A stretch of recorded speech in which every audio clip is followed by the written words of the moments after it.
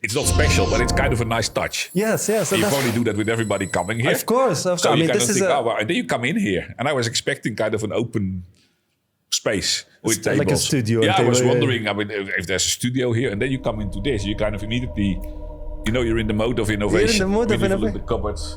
Kind of, it's funny. I love it. I mean, I would love to make this my office. I would love to have you here. I mean, this place is a co-working. So I'll tell you what, this is a new business idea, co-working space. Yeah, it's a good business idea, actually. Thank you, Michael. So listen, I'll tell you what. So coffee is amazing. Is it? Yeah, it's fantastic. It's you better like than it, my huh? coffee. Yeah, I need to change the machine now. I'll tell you the bean, because it's all about the beans. It's all about the grinder more than the machine. I have obviously a much smaller machine at home, but I have the same grinder and I use the same beans. The one thing that actually is making a difference up to a 90% is the grinder. Obviously the beans, but the grinder. I had I had an older grinder, like a 300, 400 dirhams grinder. It was okay, but then I got this grinder. This is a digital internet connected one, right? It looks like internet it of things. But no, it's about the burr and the way the grinding of the consistency of the actual grinding and the size of the grinding. So this is it. It made 90% of the difference. Now the 10% maybe the machine. So that's why the pressure. Exactly. That's it. But exactly the pressure, and if you're able to achieve the 9 bar or the 15 bar, whatever it is that you have to achieve, you're okay. Maybe the consistency of the flow and everything else, but that's 10% from my personal experience, because I use the same grinder, it's the beans and the grinder, and obviously the recipe, the timing and everything else, but everything else, it's the same. It doesn't have to be the machine itself. Beans I noticed, because we have I can't make advertisement, Oracle Sage. Sage, yes, Sage Oracle, kind of, and it's. Yes. I looked at doing kind of like you do separately, and I thought I'm too lazy for that. So let me get the grinder in the machine, and then it does this. I used to work in bars when I was a student, so I loved kind of in the machine and put it in there like speed. I'm very fast in it because I was high pressure in the bar. So but the grinder, I mean, I have to try this. I mean, maybe I should get it. And to be honest, initially I went cheap on the grinder. So I got the grinder of 200, 300 dirhams. That's the thing you probably buy next to it. They go, we have the expensive machine and the grinder. Yeah, who cares? But it's absolutely, I promise you, personal experience. I went and then first grinder I got was about 1,000 dirhams. I mean, the coffee is crazy. It's my God, nice. Thank you. It's amazing. I love, when you have someone who appreciates coffee. Yeah, I love it. It just connects. Michael. Terribly much better than my coffee at home, which makes me feel bad because I paid kind of for me a fortune for the machine. Kind of like what happened here. No, anyway. that's the thing. People don't know. I mean, coffee. That's why coffee is. I mean, it's a hobby. It's a hobby. If I see you with all the digital things, measuring and everything, I have a friend who does the same, and I always said, "Are you crazy?" He makes coffee that way, but now I see it. So anyway, it's the beans are interesting because that's another one where, I mean, I buy them. From Falcon Grounders, I think they're called. Oh yeah, I heard about them. They're a local shop. I like that, but it has to be local. Yeah, I used to work in Ethiopia a lot, and then I would take Ethiopian coffee, not the Ethiopian coffee you buy here, but the Ethiopian coffee which cannot be exported. Oh, because they keep a special quality for themselves. Okay, I should bring one for you. I should ask the guys to bring one for real? you. They keep coffee. They keep beans that they don't. They have different.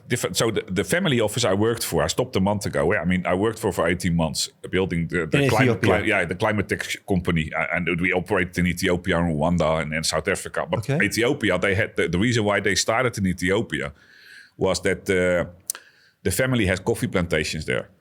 They're a very wealthy Dutch family. They go back 27 generations in time, and they're one of the founders of the Dutch Indies Company and that kind of stuff. So they're a very historically very rich family. Massive legacy. If you go into their house, you see the paintings. You go to a museum to see people like, who's that? Somebody. But it's my grandfather. Anyway, like the movies. and they have a big legacy. And the coffee plantations was interesting because we once went there. Mm-hmm. And there I kind of thought that Ethiopia, they export coffee. I mean, it's probably 15% of their GDP is coffee. Yeah? They just export coffee like crazy. I wouldn't be surprised, But they have different qualities, and there's an export quality, which is good. Then there's a lower quality for internal use, but there's also something above export quality, which is also internal use, which is very expensive in Ethiopia. Because it's very rare. And I don't know what they do with the beans, but they're very special. And I used to take these very nice coffee, but I can ask them to. I should bring you, get you try it. I mean, I'll tell you what. One thing about coffee, and the more you go into coffee, that's there's a recipe for every bean. You know, like one thing I tell my roasters, I say, like, if you just tell me the recipe, because I would sometimes waste 20, 30, 40 grams of just trying one after the other. Because, you know, the way the beans work is there's a spectrum between bitter and sour, and they right? mix. No, but even if it's single origin, single bean, the same bean, you can get it as bitter as blech and as sour as, you know, like... But there's this fine line in between where it's really sweet and you taste it like, whoa, this is real. You know, like this is what you tasted now. Yeah, this was amazing. And that I still taste it. Exactly. That's then if you try the water after it, it's just so good, right? But the problem is, if I get an experimental rare bean, I have to waste because I try from here and then I was like, okay, let me try it coarser, let me try it finer, let me try this. So by the time I reach the recipe where it's nice, I wasted already 20, 30 grams, which kills me. You know? Which is expensive. Which is it? And good coffee is super expensive. Right? Not just, so it's one thing is expensive, of course, but not just about money, because sometimes, okay, money is relative, but the other thing is it's rare. Like there was this bean that was here in Dubai. It was very rare and experimental that they only had few packs of it. So if you waste one, it's like you wasted a cup out of, I don't know, like 50, which is really, really high ratio. Yeah, and since that time, which was 2 years ago, they never brought it back because the same plantation did not produce the same. Yeah, it's like with wines. You have to it's have like with year. wine, exactly. It's the nature. So when it's gone, it's gone. So you're very careful about every bean that falls out. Like, you know, like you clean it, you put it and brush it. Oh, it is true. I mean, it's very interesting. I mean, it's like with everything, because you can go extremely deep. I mean, I have a friend in the Netherlands who's completely into gin. He has 150 types of gins at home. Sure. And they ask for a gin tonic, and he spends 20 minutes in preparing a gin tonic, like you, with the glasses and measuring, and it's very fascinating. It's a hobby. It's kind of nice. I wouldn't know about that, but yeah, I mean, the thing is, once you have a passion about something, it becomes this sort of human connection. Because to me, coffee is not just about the taste. It is that. It's a ritual. But it's about the ritual and the connection between people. But when you go to the Dubai Mall or something, you drink coffee? No. It must be awful for you. No. After this, I'm kind of going to go home today and think, what is this? No, I'll tell you what, I genuinely try, because you know you can't drink like 1 or 2 or 3 a day. That's it. After that, it just kind of messes up with your like exactly. Yeah. So I'm very particular about my coffee. I was like, no, I'm not going to drink coffee. So I come back to my own machines and I do my own ritual. But yeah, so you said you're in Ethiopia, huh? How's Ethiopia? Amazing country. I mean, I can recommend anybody to go on holidays there. Really, okay. It's an amazing country. And it's also a sad country in the way that there's always the war, there's always hunger. Yeah. But the people, amazing people. I love them. I mean, I've been to Addis and to Dire Dawa and Harar, which is actually one of the most religious, I think the 3rd or the 4th most religious city in the Muslim world. They have all kind of history there. And we were doing water there. The company I worked for, I mean, it was a startup. So I worked for a family office, and they asked me to they had this idea to start climate technology companies. Okay. And they had a lot of wealth. They've been around for ages, and there was a father and 3 sons, and they're still there. And they've been kind of thinking for a couple of years to start they call it impact investments in sustainable climate tech in Africa. And Africa is because they were in Ethiopia already. Of course, And so they hired me to start the company from scratch after trying for a couple of years themselves. They were not kind of the doers, they're more the investors. I came in, started the company. So we built kind of 2 solutions: cloud, digital, very high tech stuff. Tech. Yeah, very AI.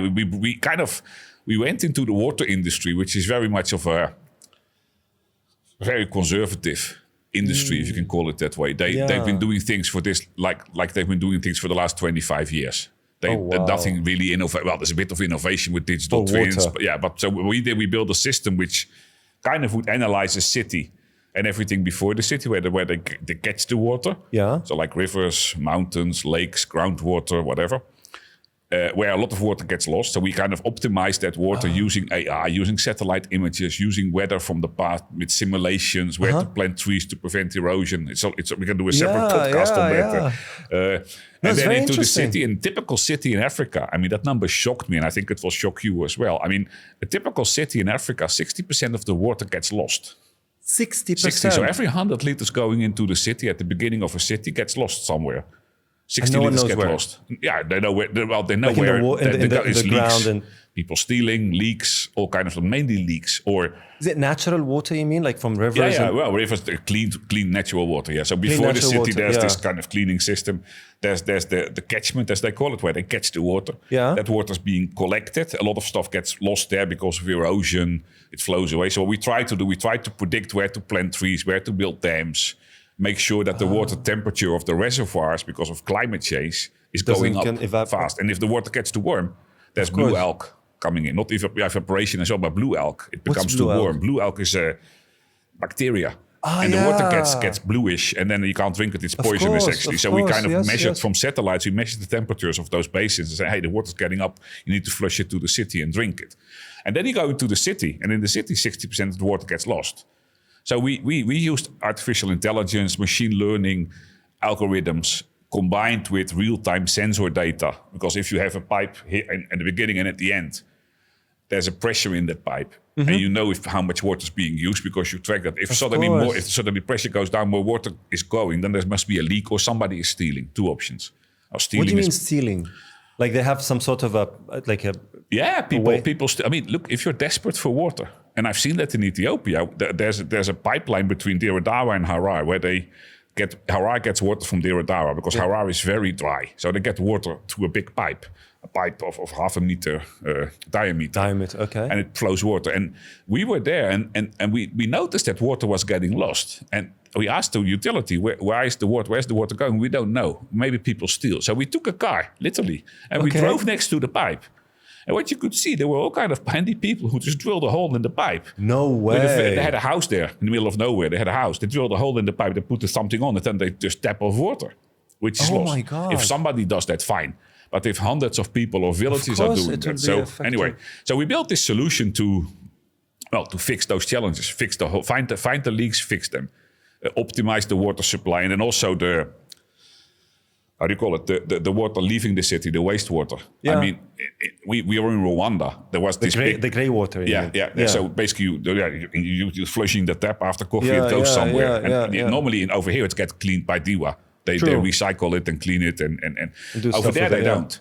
So the water sometimes, I mean, we were in Rwanda, where, for example, the water would go into in a city called Huye, and there was a big lake next to Huye. Okay. They would take water from the lake at the beginning of the cycle, and then at the end of the cycle, they would just dump the water into the same lake. Unfiltered, uncleaned, or anything. So you're consuming the same water. Which I mean works for a while, but it becomes a bit of a vicious circle. And especially it's a lake, right? And over there, I mean, people are less environmentally conscious, if you call it that way. So companies they would just dump poison into the water and all that stuff. So we implemented sensors would track water quality all the time, 24/7. Not the way it goes now. Now.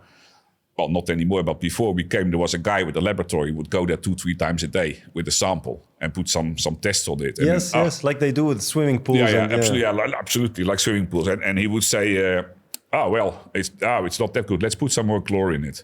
So he literally would walk up to the water basin where the fresh water was. He just dropped chlorine in it. And then we asked how much. Wow.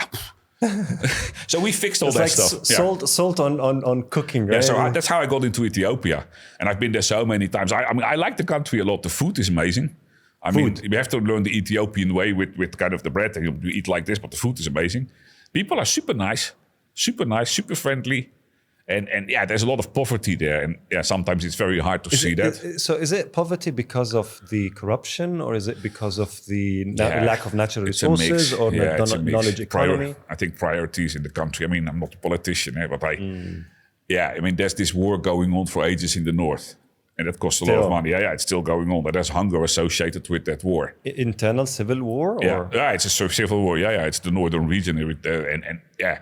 It doesn't stop. It comes, go. They had an agreement and then it stopped again. I think also the politics, I mean, sometimes people think more about themselves than about the country, I think. But I mean, I'm not going to make any judgments there. The reality is the reality. Calling me tomorrow saying, hey. No, but I'll tell you what, every time I hear Ethiopia, the first thing that comes into my mind is obviously its relation to Islam as a religion, right? The way they just hosted the first Muslims in the first era, right?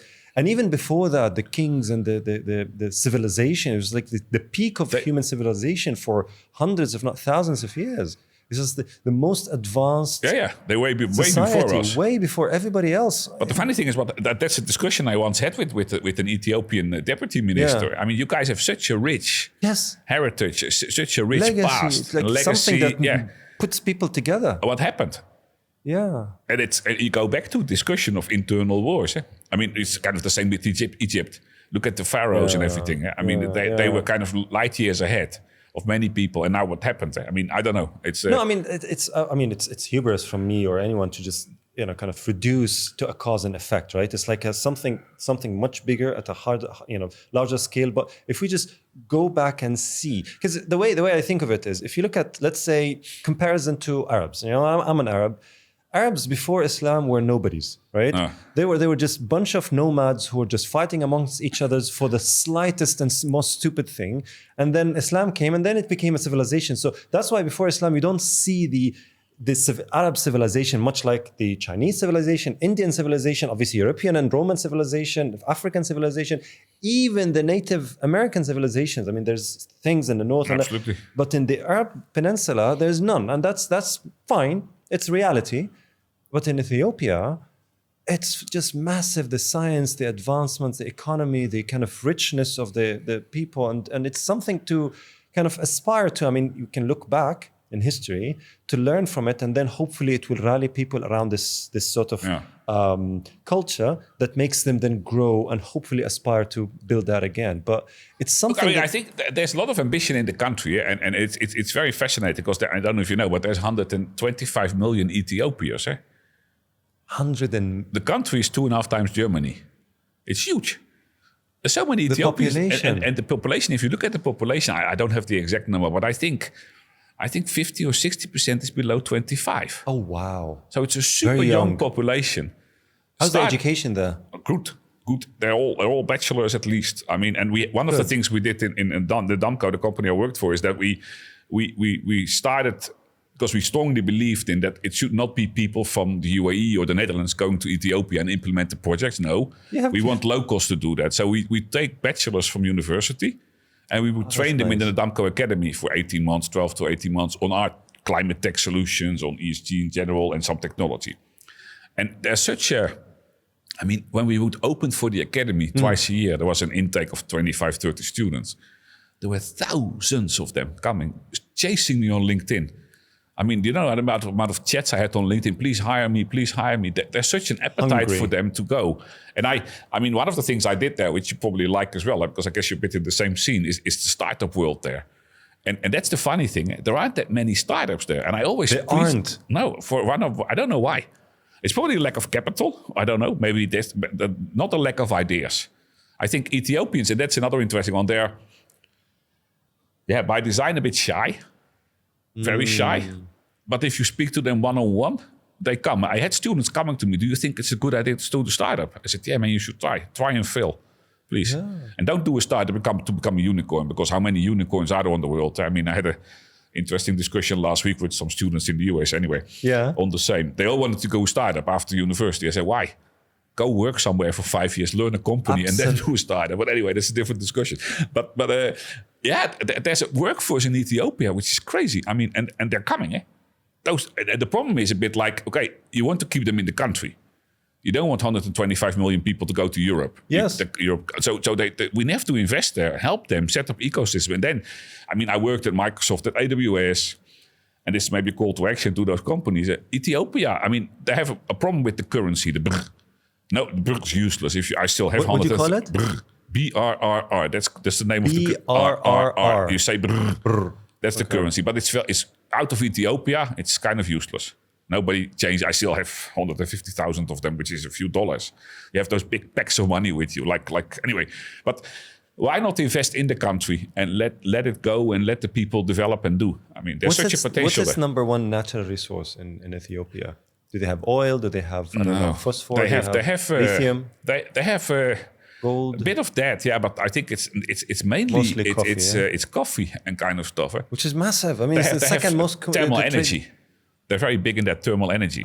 So they have the heat things on the ground, and they put stuff on it to generate energy by using steam. Ethiopia is very funny. They banned combustion engines in 2 or 3 years. Why? Electric. They go electric. The country goes electric. In Addis Ababa, you're not allowed to drive anymore with combustion engines. Can the grid handle this type of challenge? That's the other challenge, of course. Right, of course. Anyway, it's a fascinating place. You should. I mean, and then nature-wise, it's beautiful. I'll tell you what. One of the things that I also by the way, another export thing of Ethiopia is kat. Kat? You know the thing that people chew in Yemen. Ah, God, yes. That's also very fascinating because Harar is in the middle of the kat area. So the most famous kat of the world comes from Ethiopia, apparently. I mean, you don't believe it. I mean, I was kind of, what is this? Is that a drug? It is a drug. It's forbidden over here. It's forbidden in the Netherlands. It's forbidden in the UK now, but only 5 or 6. Is it the same as hashish? Or? Yeah, but people chew it to relax and calm down. And does it have an impact on the sort of ability to it's more of a relaxation. Right. And you see in Harar, so after 3 o'clock, it stops. Also, it has an impact on economy. Yeah, you relax a bit. Anyway, but I think the number was $27 million a day export of kat from that region. A day. And it goes to Yemen. Where's this money? Goes to Yemen and those areas. So where's this money funneled? Is it funneled to that's the interesting thing. Or? Where does it go? And if you're in that region, everybody grows kat. If you have 5 square meter garden, you grow kat. And then you sell it on the market. But they probably get a fraction of what they really make. I mean, I was told that in the UK banned it a few years ago, but there was a lot of Ethiopians in the UK and they wanted to have their kat. Apparently they banned it.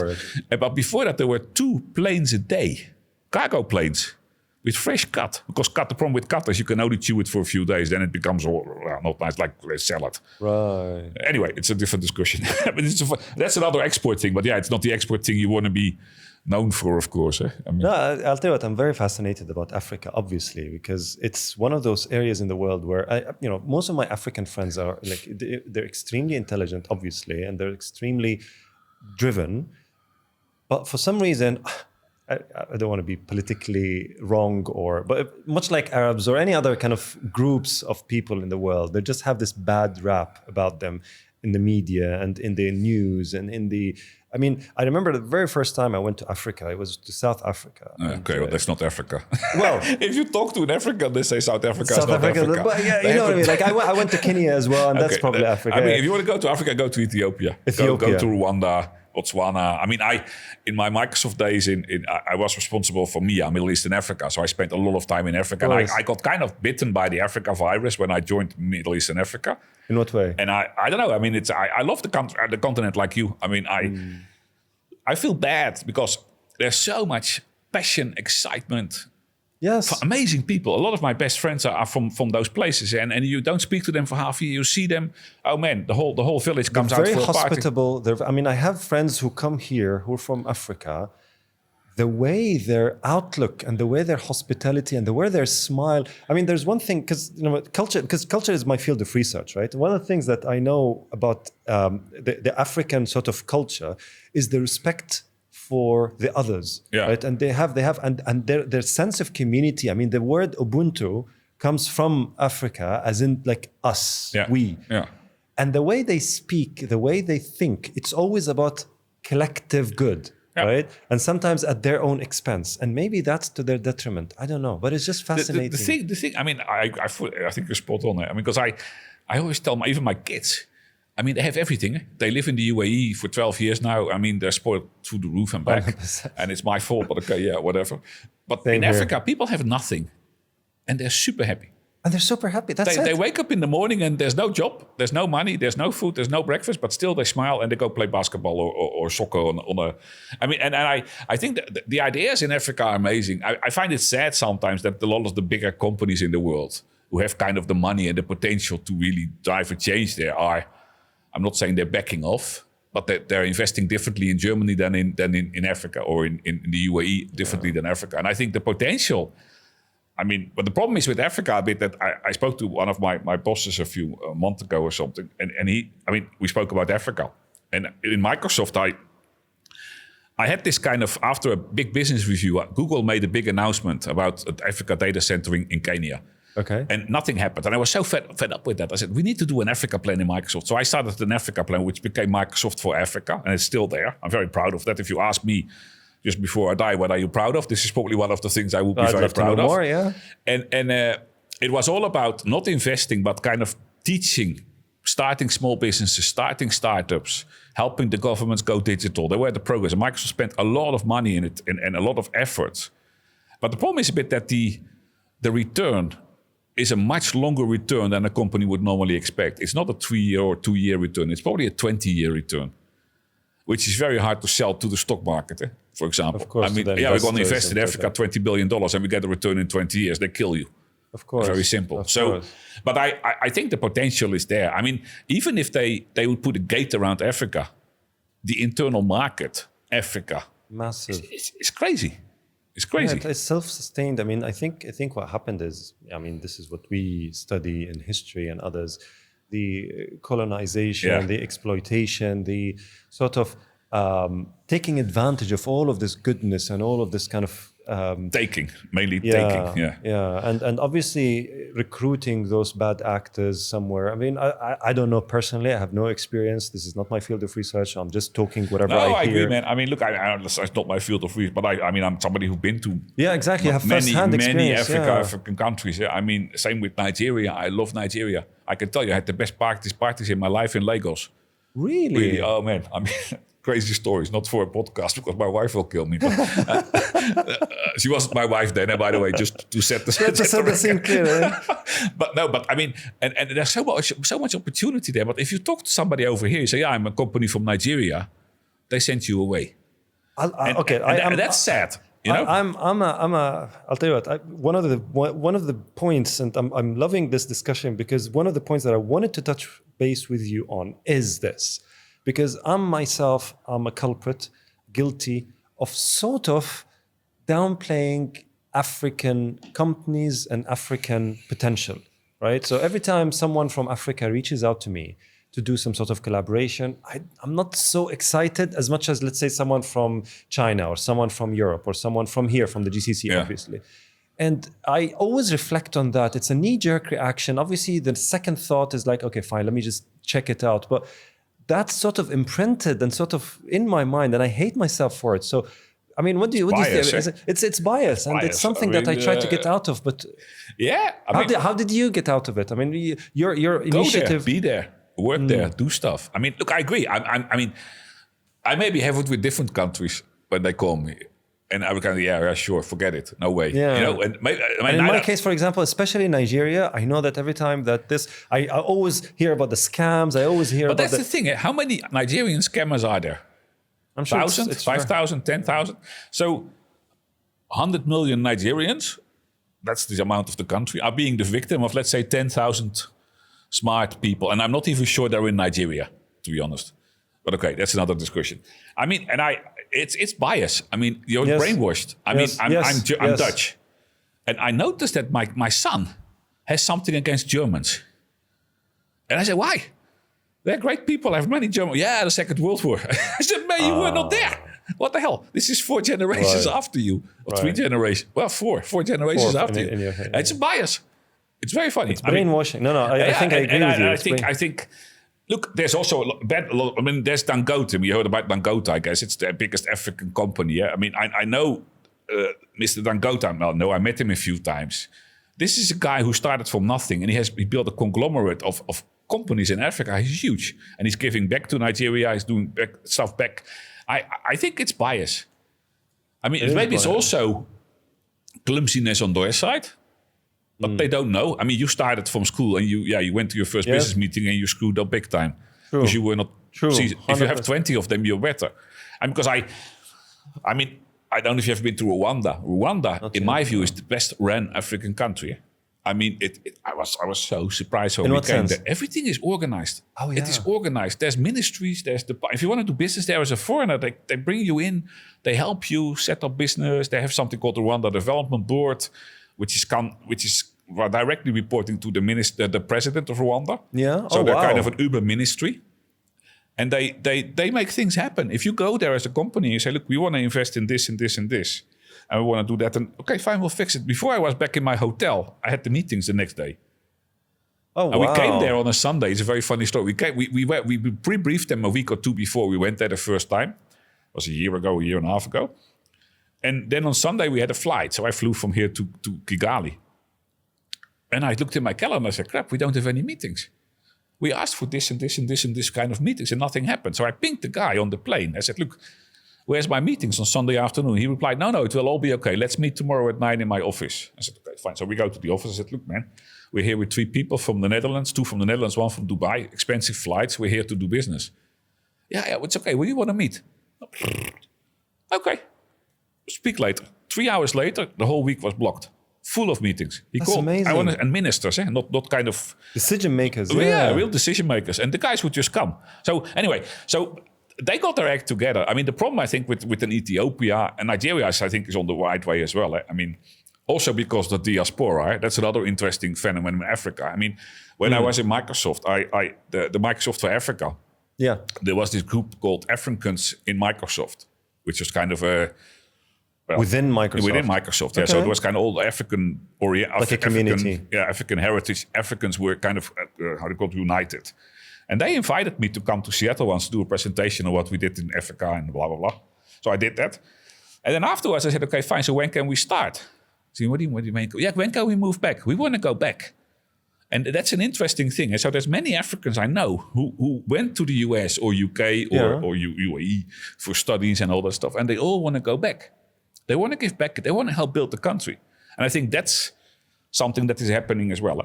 There's a whole generation of people. And I think the same happened in Saudi. I mean, a lot of Saudis went to the US, funded by the government actually, but to study on Harvard and whatever. And they're all back. And they're running the country now. And it's happening there as well. So I think, but Africa is a continent of a long breath. You have to invest a long time. I mean, I saw Microsoft, they're still there. They're doing the things. It goes in connectivity. It goes in everything. I mean, satellites. I mean, Africa is big. I mean, that's the other thing. I don't know if you ever saw the real map of Africa. I should send it to you. Have you seen that, the real size? What do you mean? I mean, if you take a world map, how big is Africa? It's the same size as the US, right? Typically. Something like that, I can tell you, if you look at the square kilometers of Africa, the US, Russia, Europe, Argentina, and China fits in Africa. How's that? Somebody screwed up the map a long time ago. And I know why. Colonial.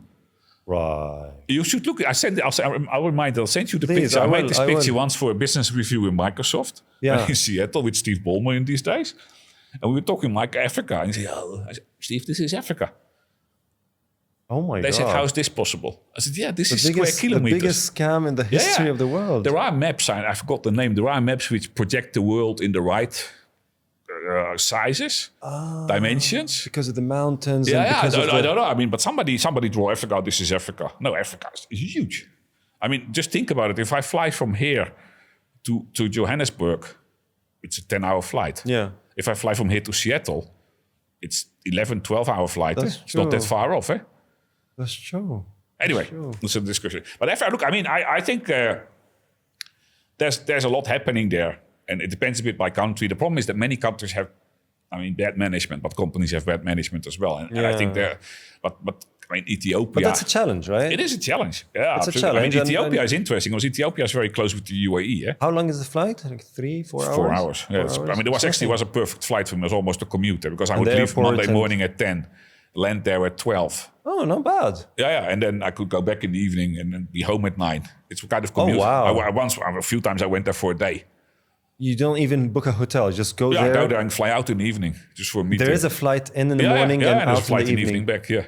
Emirates or Fly Dubai? Emirates. Yeah. Oh wow, that's. I don't think Fly Dubai flies there, to be honest. Emirates and the airport is well maintained. Airport is it's not Emirates. It's Chinese airport. Chinese that's not bad. That's another interesting thing in Africa. The Chinese. A lot of Chinese they're everywhere. Investment. I think they do it in a smart way. I mean, they kept investing. They're still investing. If you see, I saw a chart last week about the Chinese investments in Africa. And China does it in a smart way. I mean, very simplistically, what they say is we give you a road. You pay back the road in X years' time. And by the way, the road has to be done by Chinese company. It's kind of why not? Keeping the people busy. It's a win-win-win situation. Yeah. Wow. Okay. Anyway, it was not the topic, I think. The topic of Africa is a big topic, and I would love to get insights, from someone like you who has first-hand experience working, living, dealing, and actually learning from everything around there. Because this, if I don't get it from you, where would I get it from? TV or news? Exactly, I'll go there, and that's go there, work. Yeah. That's on the radar. But obviously, I have to learn from someone else's sort of wins and failures to kind of prepare myself to go there instead of going there not knowing that my brain is washed, isn't it? I had a lot of failures as well there. Exactly. To be fair, when you talked about innovation and the stuff you do, that's what I love, the failures. I'll always learn more from failures than from the things I do well, to be honest. Anyway, that's another discussion. But in Africa, I have so many cowboy stories almost, which are nice for when you're in a bar with friends. Tell me the most interesting one. Yeah, there's corruption. You mentioned the word corruption. We once closed a deal with a government minister, ICT minister for a country, closing a big deal. And then very happy, everybody happy. Was at Microsoft, actually. Very happy, everybody happy. And Microsoft, if there's one company, and of course I didn't work in every company in the world, but I think one company who's super compliant, super non-corruption, very focused on that, and that's what I love about the company, is Microsoft. Nothing happens there. It's very controlled and very well managed.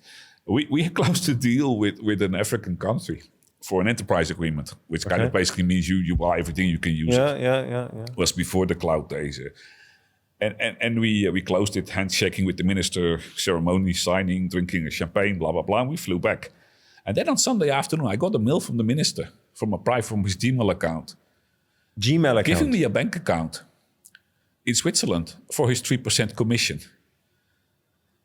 And I went to the legal people in Microsoft and we said, no way we do this. I said, no, of course not. So I replied to the guys, it looked very nice, but we don't do these kind of things. We have a contract and that's it. We're not in corruption. He had zero fear. He just did that. On record. I never seen something in my life like that. I wouldn't even dare.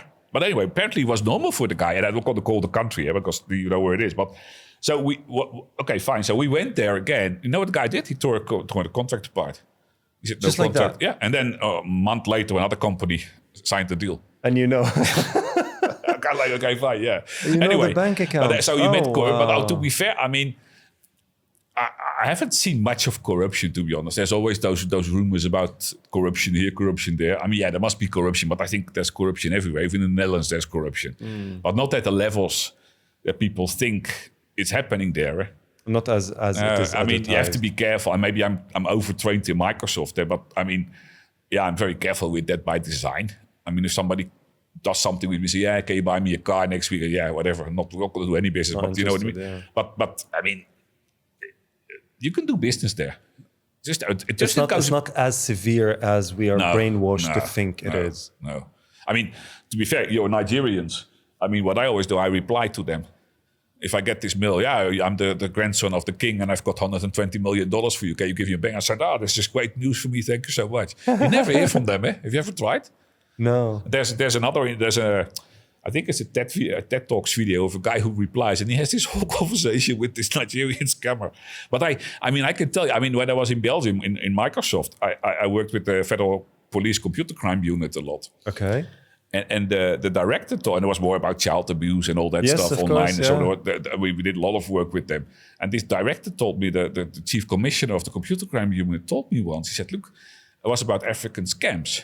And that was big in these days because it's gone down a bit, I think. I think they realized that nobody believes them anymore. And the spam filters have become better, I think, as well. True. But he told me the story about the minister in Belgium who bought a Porsche Cayenne in Nigeria for a good price. And he put a deposit of 25,000 euros in. And the money's gone, of course. Mm-hmm. And I was not allowed to, it was 10 years ago, 50 years ago, so I can talk about it now. But I was not allowed to talk about it because the minister would go crazy. So even those kind of people at that level, he thought he had a golden deal to buy a Porsche Cayenne for whatever, 50,000 euros or whatever he had to pay. So people believe in these things. But even over here, I had I don't want to go too technical, but a few weeks ago, I got a mail from Emirates, and I fly a lot with Emirates. So I got this mail from Emirates saying, hey, your points will expire, so please log in. I thought this is kind of funny, but the guy was literally 6:30 a.m. in the morning. I just walked the dogs. I was sitting there drinking my bad coffee now, but okay, my coffee. I drink coffee, something that looks like coffee in your world. And I thought, okay, fine, let me log in, let me check. Okay. And then I got into a site. I thought, this is funny. It looked like the Emirates site. And I logged in, typed in my password. And then I thought, crap, this is not real. So I went to Emirates, the real site, changed my password immediately and all fixed. Course, yeah. But so they could even fool me. I mean, I'm pretty much aware of this. You're absolutely right. One time I was expecting a shipment from DHL, and then I received an email from DHL saying, "Oh, you have to pay this amount," the custom. So what I did is I clicked, because sometimes DHL does that. So I clicked and I actually paid. But then they didn't deduct the amount. So I immediately checked, and it was DHL.funny whatever. And the site itself wasn't DHL site. It was a mock of DHL site. Well, they make mocks. It's not that hard. It's not hard at all. I don't know how they knew, but they knew that either by chance or they had access to DHL records, but they knew that I was expecting a shipment. And by that time, actually, I was just building this place. So everything here is just from all over the place. And I was expecting that. You're in the rush and you just sign. Yeah, because everything is like, okay, fine. Yeah. Custom, obviously, there's this 3%, whatever, and you have to pay it for these shipment companies. So I paid one before, and Aramex and others. So when DHL came, I was like, okay, fine, like pay. And they're like, wait a second, something is fishy, because the site didn't look as polished. Yeah. So I looked again, and literally in the same time, I saw that, and I called my bank, and the bank knew about it and froze everything, obviously, not just my credit card, but everything. The whole bank had to kind of. But you have your heart beating 2 times faster. Right? Oh yes, because because the problem is consent, right? I mean, I actually gave them the OTP, and I don't know what they do afterwards. So I had to report it immediately, and obviously it was a forensics case, and but the point that I'm trying to make is even a company such as DHL can be scammed. But these are the ones. The problem is that I think if you would get a payment request from Rolls-Royce Dubai, you would think 4 times, what the hell is Rolls-Royce Dubai? Why would I go help? But DHL, I mean, like Karim, it's the same story. Yeah. Oh, yeah, okay, yeah. Huh? I mean, there's so many. I think the world has changed very positively, because I remember when 10, 15 years ago, you had a credit card. I once was in Atlanta, checking into a hotel, used my credit card. And I went home. And then I was in Belgium, still living in Belgium. And then suddenly I get those notifications as a messages in these days. You get notifications like, your card's been used in Philadelphia for $1,200, $300 there, $400. And there was this whole trace. So apparently somebody in the hotel took all my credit card details, sold it to somebody. And this guy was using my credit card to shop with a fake card. They made a fake, and that's not possible. You have the OTP codes. No, you don't. Yeah. But still, I mean, you know what I do? I mean, maybe it's a best practice or not, but every year I cancel my card. I have a reminder in my calendar every year. On a certain date, I cancel it. I just go to the bank, say, block the card, stolen. So I'm 2 steps ahead of you. All of my banking, is in the neo. What I do is all of my banking uses the concept of neo banking. I use Weo as my bank, and my business and my personal. I shifted everything on there. I've declared that now. But anyway, and every time I want to buy anything, I actually go create the credit card. Quickly, do it, cancel it. You know what I mean? Because you can create an infinite number of credit cards, and you can just have all the details and and by the way, the limit, you can have the limit of the credit card. So I use the limit as the purchase, and then I cancel that, and that's it. And then and by the way, more times that I would want to happen, I actually have a notification that, this from Taiwan, from doesn't work. It doesn't work because of insufficient, because I limit the amount, right? Insufficient is like, But now I don't have to worry about it because this is my practice. You're more advanced than me. I should look into that. I mean, I was already proud of myself. Amazing. But look at the funny, also, and that's another interesting one with the phones and all the apps you have on the phones. You probably have hundreds of apps. Yes. They all charge. And I noticed that with canceling, it happened when it was stolen a year ago, and I had to change a new one. And then suddenly I got the notification. We tried to write off $12, and it didn't work. I said, who are you? And there was a company behind some funky app I used once for a week, and I totally forgot about. And they keep taking. I mean, maybe I'm lazy, but I never go through my credit card slips line by line, looking. What is this? Whatever. I've got other things to do. Of course, and that's what I do. So if I have, let's say, subscriptions with Netflix, with Amazon, I have a credit card for Netflix. For Netflix that has the $10, $13, or let's say 50 dirhams, 55 dirhams. That's actually interesting. Monthly. So the limit is 55 dirhams. The reset is monthly, and I only have it for 1 year. So every year I know. Now, if anything else, or even Netflix themselves, if they're increased, it will be declined and I'll know about it, right? That's cool. Then, so I have I have probably, I don't know, like 100 credit cards.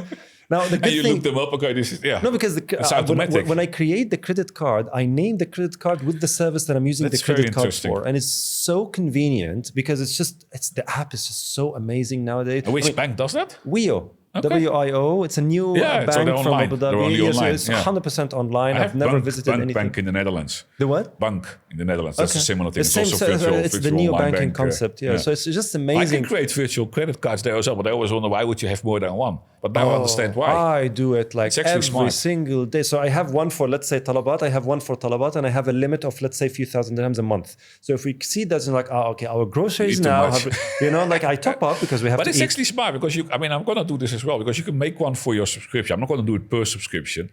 I did it per subscription. At least I have a track. If I don't want the subscriptions anymore, I just cancel that card. That card or just zero the limit. So just think, because when you cancel it, you can't have it back, and then you have a bunch of canceled cards that doesn't. But what I do is I just zero the limit, or have the limit per month. And then you get a notification. Okay, we tried to write. It says like I get a notification on SMS, on email, and on the app itself. So 3 notifications, like ting, ting, ting. I was like, okay, someone tried to do something. This is cool. And then I was like, okay, payment declined due to insufficient amounts. Like, okay, what were you trying to do, right? So I go back and I check, and I was like, you increase the amount. So Microsoft the other day increased the subscription for their Office for family. And I had it obviously locked to the amount, and they increased it, I think, by a few tens or I don't know, whatever. So I was like, So I checked, and obviously they sent an email a few months back, and I didn't check, and I was like, come on, you have to increase it. So now I'm making the kind of calculations to kind of shift to Google, because Google is much cheaper. It doesn't have to, and I have the sheets. But anyway, the point is, I was alerted by it when it happened. Now I renewed, but now I know about it instead of just them deducting it without me knowing about it. Cool. It's just I crazy. learned something today. Thank you. I know.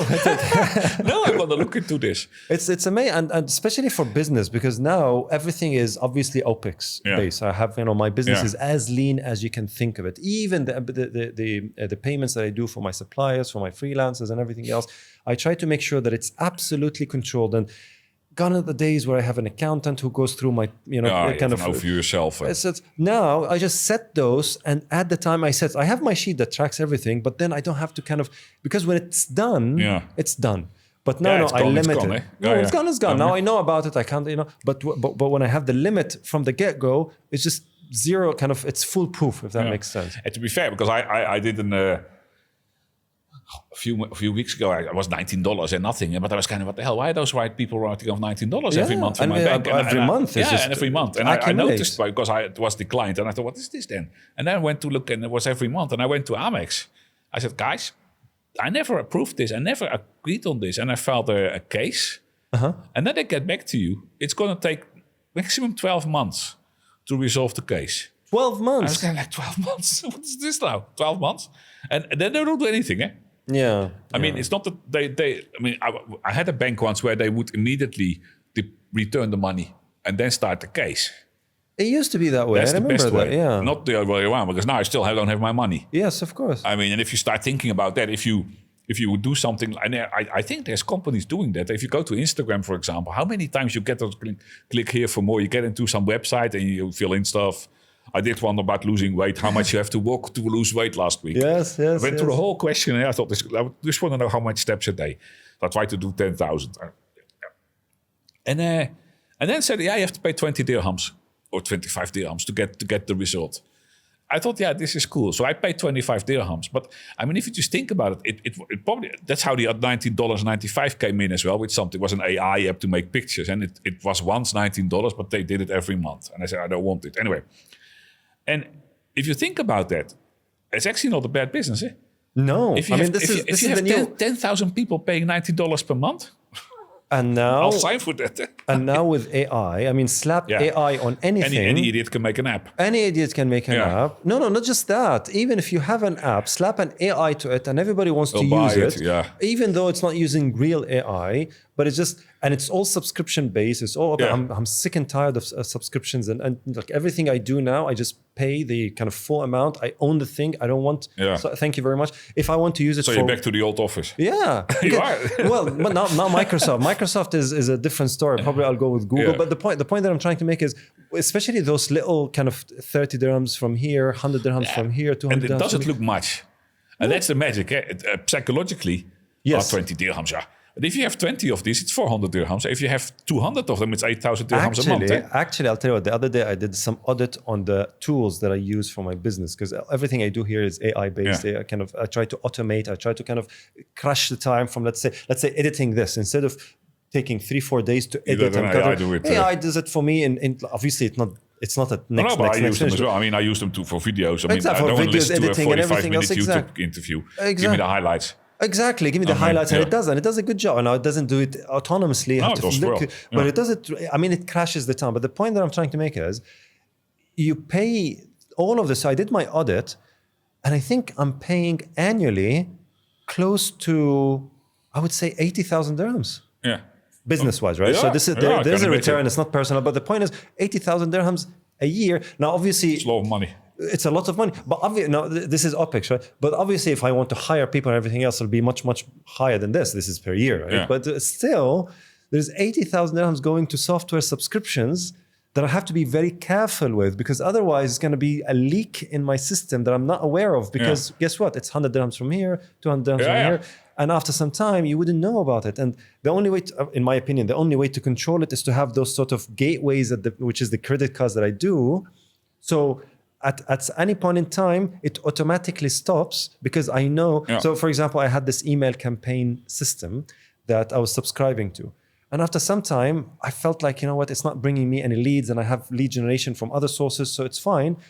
So I don't want to go and cancel everything else. I just stop the card.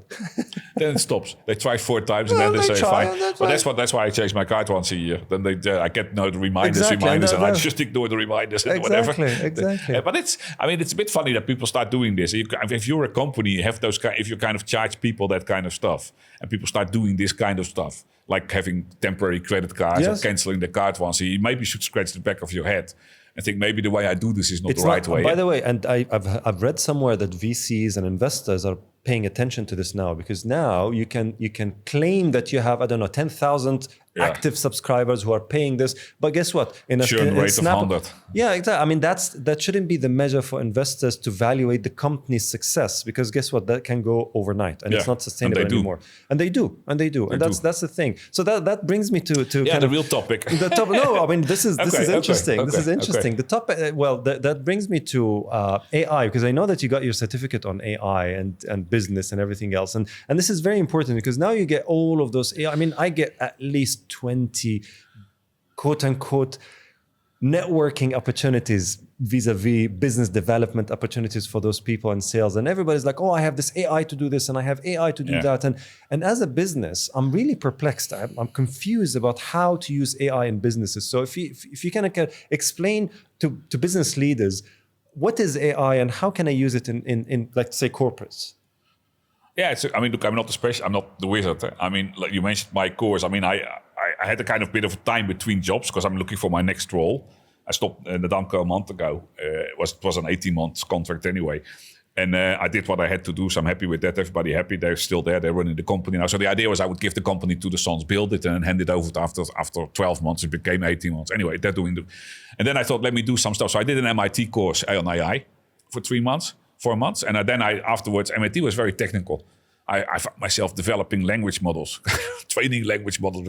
But it was fun. I made a model which recognized our dogs from a real-time camera. Yeah. Oh, wow. You made the model? Yeah. It was trained. And you have the data set? Yeah, it was not that hard. But anyway, it sounds more complex than it really is. But anyway, it was fun to do.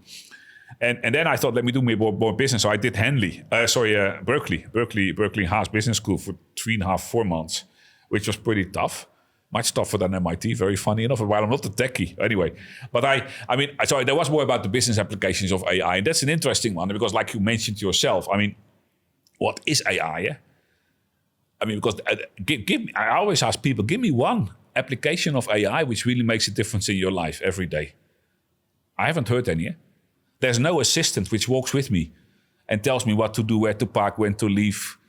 It's your birthday, your wife's birthday. I can hear the audience screaming ChatGPT. Yeah. Well, but I mean, that's the other thing, because I mean, and then you have discussion. Yeah, we use AI in the office. So what do you do then? Have you seen them? I haven't seen them. Eh? No. I mean, I've seen some machine learning. It's a type of AI, but not the AI everybody dreams of. ChatGPT. So to separate, so you're talking about generative AI or traditional generative? Yeah, AI? generative AI. I mean, you people are using it. I mean, I have Microsoft as well. I have Google. I have all those things. I pay too much on subscriptions like you. I use it a lot, day and night. Absolutely. Yeah. I mean, it helps me with thinking. It helps me with kind of even preparing for this. This discussion. I dropped your questions from this AI generated leaflet, I guess. No, I can show you the background. I'm just kidding. But 90% AI generated. Yeah, well, that's okay. I dropped them into Perplexity yesterday, which I like most.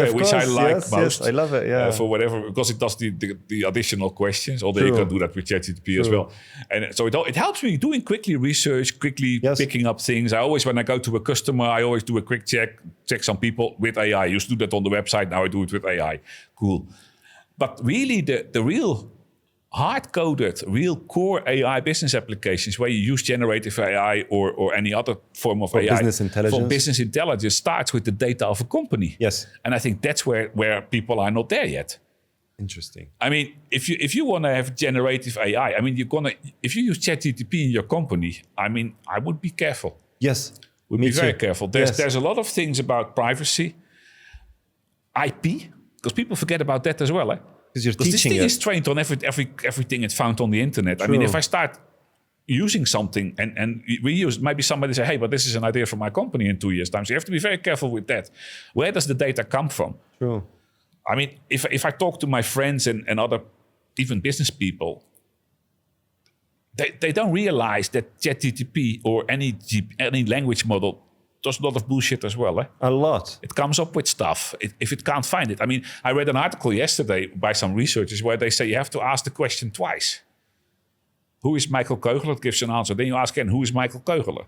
And then apparently the answer becomes better for whatever weird reason they haven't discovered why. So I think I believe in AI. I believe it will change the world. For sure, but hey, cloud computing changed the world, internet changed the world. I think it's just the next generation of stuff. I think we're overhyping it a bit, but that happens with everything. And when I was in Microsoft, I mean, cloud came. And then the salespeople would go out, cloud, what is the question? Yeah. The other way around. You start with the business need. So start with the business need, like with any. And why do people suddenly get AI in a company without discussing, okay, what are we going to try to achieve with it? What is the business case for AI? They try to force fit it, right? It's nothing new, I think. I mean, it's just a new way of using technology in a smarter, faster way. Yeah, and it's going much faster. Much faster than anything else.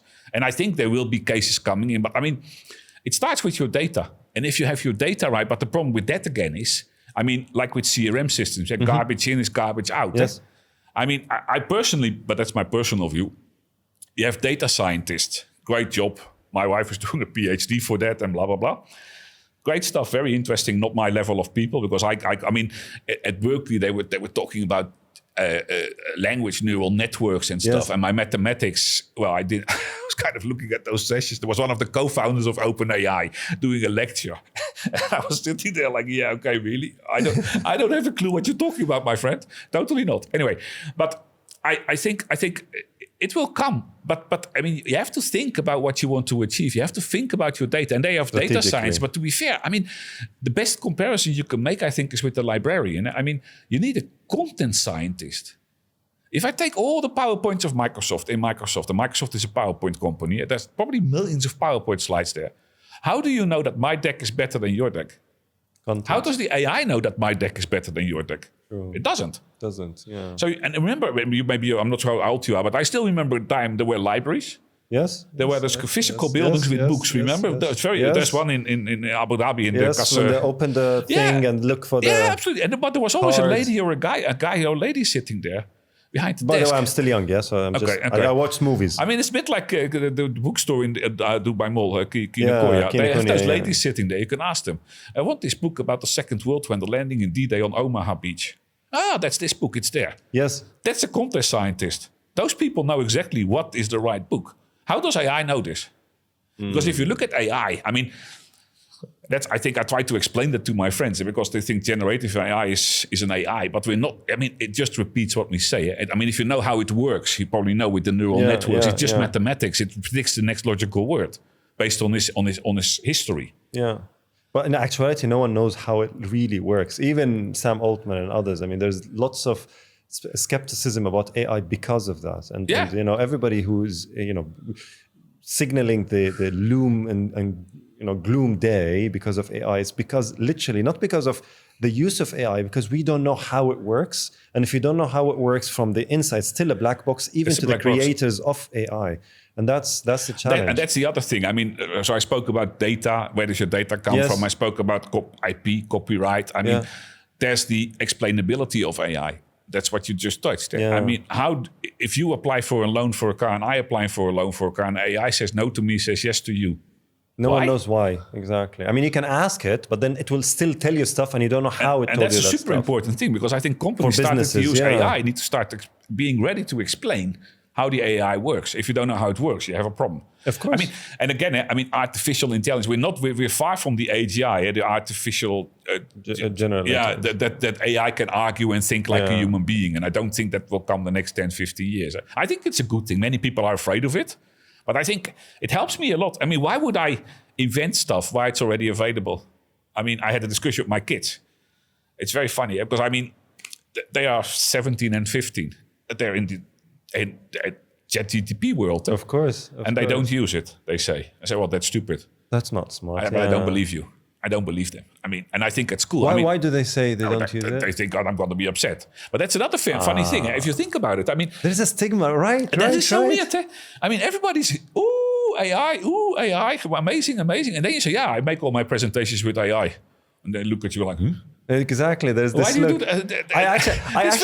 I actually posted the other day on LinkedIn as like, you know what? I lost access to AI and I felt that my world has shattered. Yeah. Because you get so used to it. You get used to it. But of course, I mean, the idea. I'll tell you what. One thing I respect about Microsoft. I respect a lot about Microsoft, obviously. But the thing is, there is this branding of AI, which is co-pilot. I keep on saying this. It's very smart. It's very smart. It is a co-pilot. If you nowadays, what I love about AI, and I push, and I have also my daughters, they're also 14 and 15. I always push them to use AI. And she comes to me, asks me, because she's doing her IGCSE, and I was like, Daddy, can you help me with this? And I was like, did you ask ChatGPT first? Did you research yourself? I do that.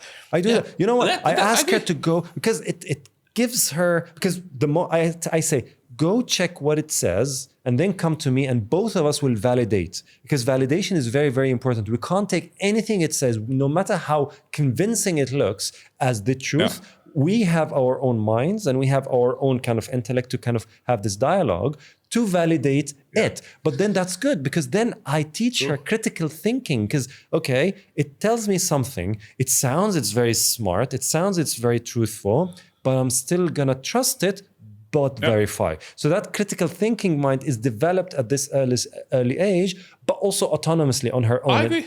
You know what? I use it a lot, and that's why I like Perplexity, because it asks the additional questions. I mean, sometimes if I want to know something about how this TV works, I'll just go there and have a discussion with it. Yes, have a discussion. That's the point. I speak to the AI for an hour and then learn from it and shows me. It's not what it tells me; it's the inspiration that it gets to me because of that back and forth. And what I like about Perplexity is it shows the sources.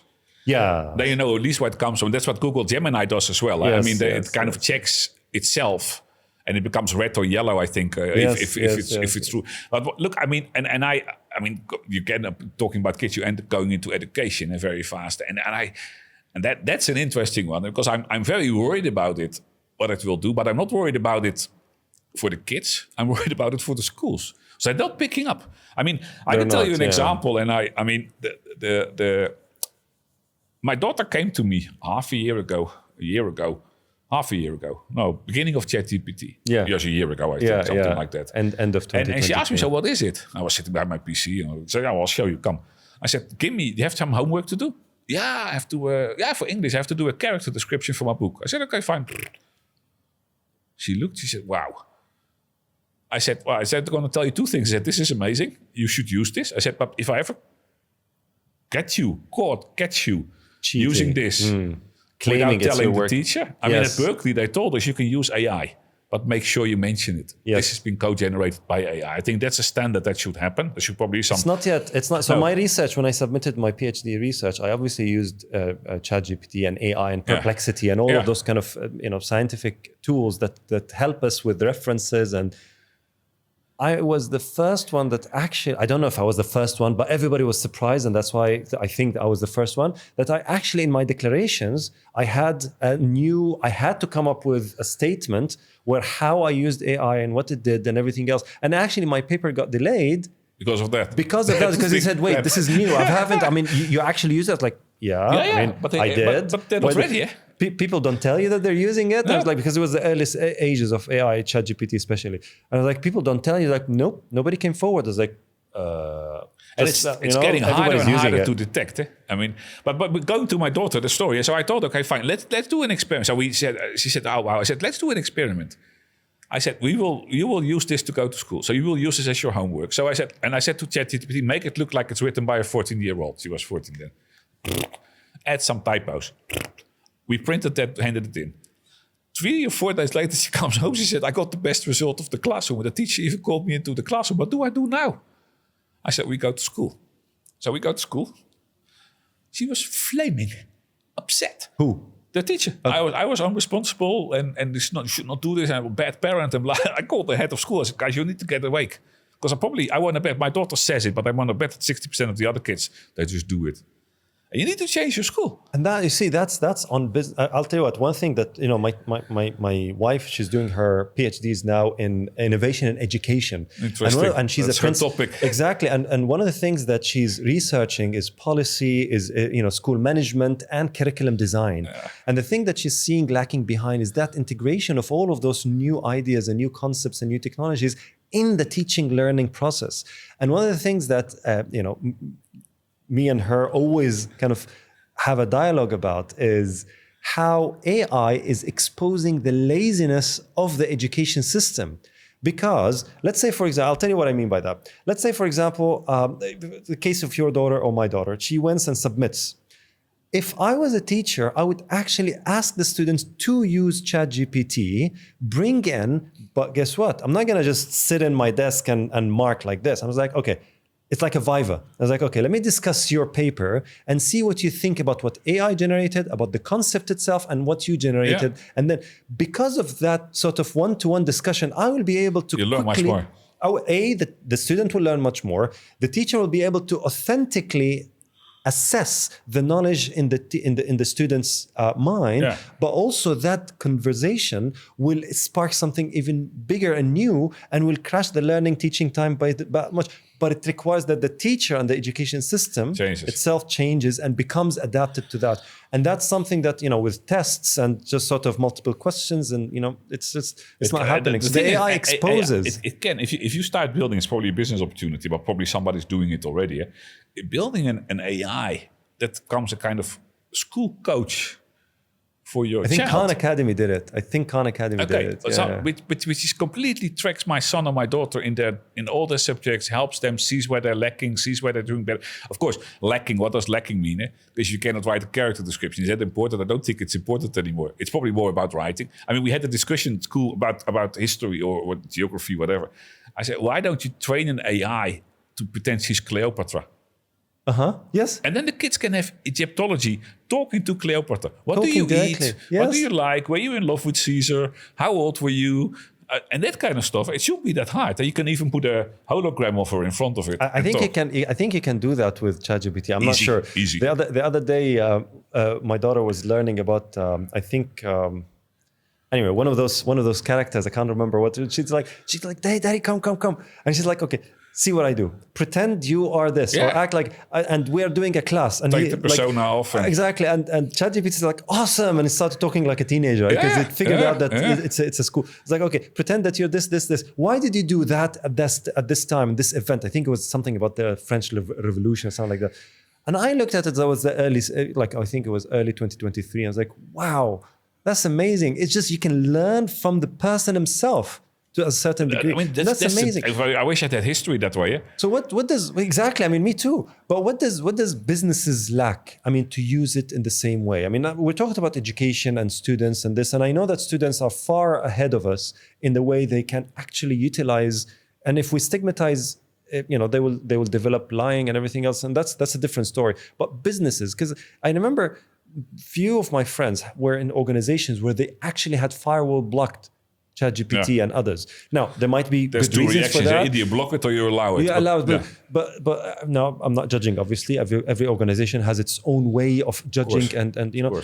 But I mean, what businesses are lacking to actually harnessing the true power of AI at this point in time? Look, I mean, going one step back on the blocking and everything. I mean, I think some businesses are very right blocking it.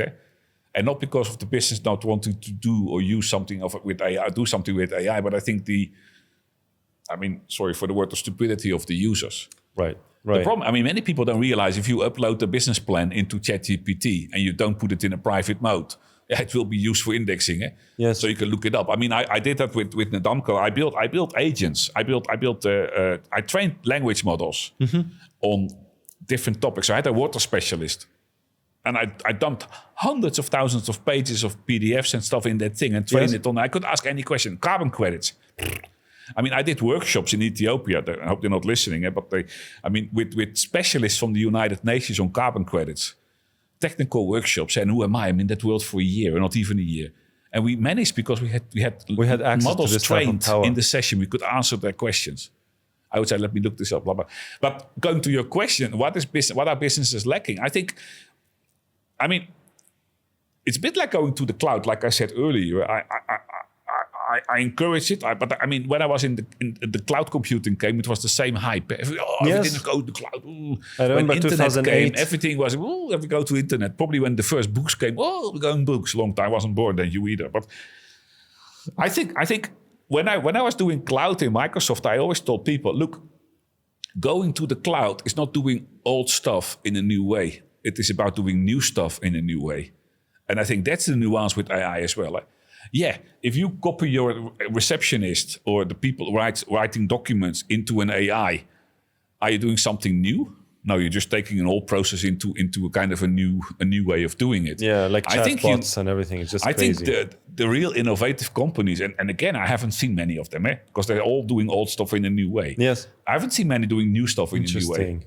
And I think old stuff in new way. I like that. It's kind of you take your horse and change it for a car. Yes. I do something radically new, talking about innovation. Yeah, it's a faster way, but it's something completely new. No, it's not. It's still moving from A to B in a different way. Yes. And I think that's what I'm waiting for. I mean, if you just start thinking loud and you look at the opportunities of AI and the speed of AI, I mean, just knowing your customers. Just the most basic thing of a company is having customers, selling something to customers. It's bananas, cookies, or cars. They sell something.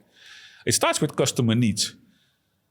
It starts with understanding why the customer. I mean, and you get so much data, so much insights using data, using AI, coming up with the right stories. AI, I mean, I know companies like Salesforce and Microsoft probably as well. They are actually. They're supporting the salespeople in process. I mean, I've seen demos of Copilot where you're a salesperson, you're going to talk to Michael. You know exactly what Michael bought. You know the business pains of Michael. So Michael, you know the trends in the industry. Yeah. You know what's going to happen. You know the challenges, blah, blah, blah. All that stuff together, which is too much to grasp for a normal person. True. AI can do that in 2 seconds. And tell you need to talk about chocolate strawberries because that's his need today. Bam, there it comes. And that goes back to the AI that helps me every day. I think, in business it will change, but I do think that AI in the personal world will probably have a bigger impact than in businesses. It will change our lives, makes our lives easier, better, I mean, nicer. It's like social media, right? It started with consumers, with people, and then businesses started using it. So same thing. But if let's say you're ahead of an organization now with, let's say, I don't know, like 200, 300 people, medium size in this part of the world. what's the first thing that the CEO or the founder or the kind of the person in charge should look at? As in, let's start with what he should be careful about. Right, because obviously blocking it is not an option. Because otherwise, and I'm telling you, people do it anyway. People do it anyway. They use their 5G, and especially if you're in Dubai or in the GCC, your 5G is probably much faster than your. I read an article about VPN in the UAE yesterday. Or VPN, exactly. No, that's true. That's true. I mean, that's crazy. But the point that I'm trying to make is, trying to stop something at this day and age never works. That's what countries do. Some countries block ChatGPT in the beginning. Kind of like, how can you block? Look at what's happening in the EU. I don't know if you follow that, but they are, instead of adopting AI, they're putting the regulations of the EU around it. Like, what is this? I just had Elon Musk in one of his interviews. He said, the bureaucracies of the government, sometimes it's easier to build a rocket ship than to get paper from here to here to get governance on how to launch a rocket ship. So that's another story. But if you talk about, let's say, an organization, 300, 400 people, the owner is worried about AI being misused. So I'll give you a small example. I'm dealing with lots of organizations with their coaching, consulting, or even part of my partner ecosystem, and I can clearly see a person who wrote an email as a human, or someone who just used ChatGPT to write it. And as a human, as a person, I get more attached to that person as a consumer, as a customer, or as a partner than that. That sort of has this dryness. Now, imagine if this is en masse at an organization, then lo and behold, in 1 year you start losing clients, and then people, that's one of the worries. Right? So I mean, it's an interesting one, because going back to your question, I mean, again, I don't have the wisdom in my pocket, but if I was a CEO of a 200-300 user company, or people company, not user people company, I would start with understanding what AI can and what AI cannot do. Okay. Get some training, call you for a workshop or something, and explain it, or me or whoever. Then I would start looking. Okay, what is the goal? What can we know now? Now we know what it can do, what it cannot do. So what can we do with what it can do to do something in our company? I mean, there's no company who has we want to do AI as their mission statement. No. I mean, they all want to use AI to bake bigger cookies or grow bigger bananas or whatever they do as a company. You know what I mean? So use it, understand it, and then say, okay, fine. So where can it make a difference now and in 5 years?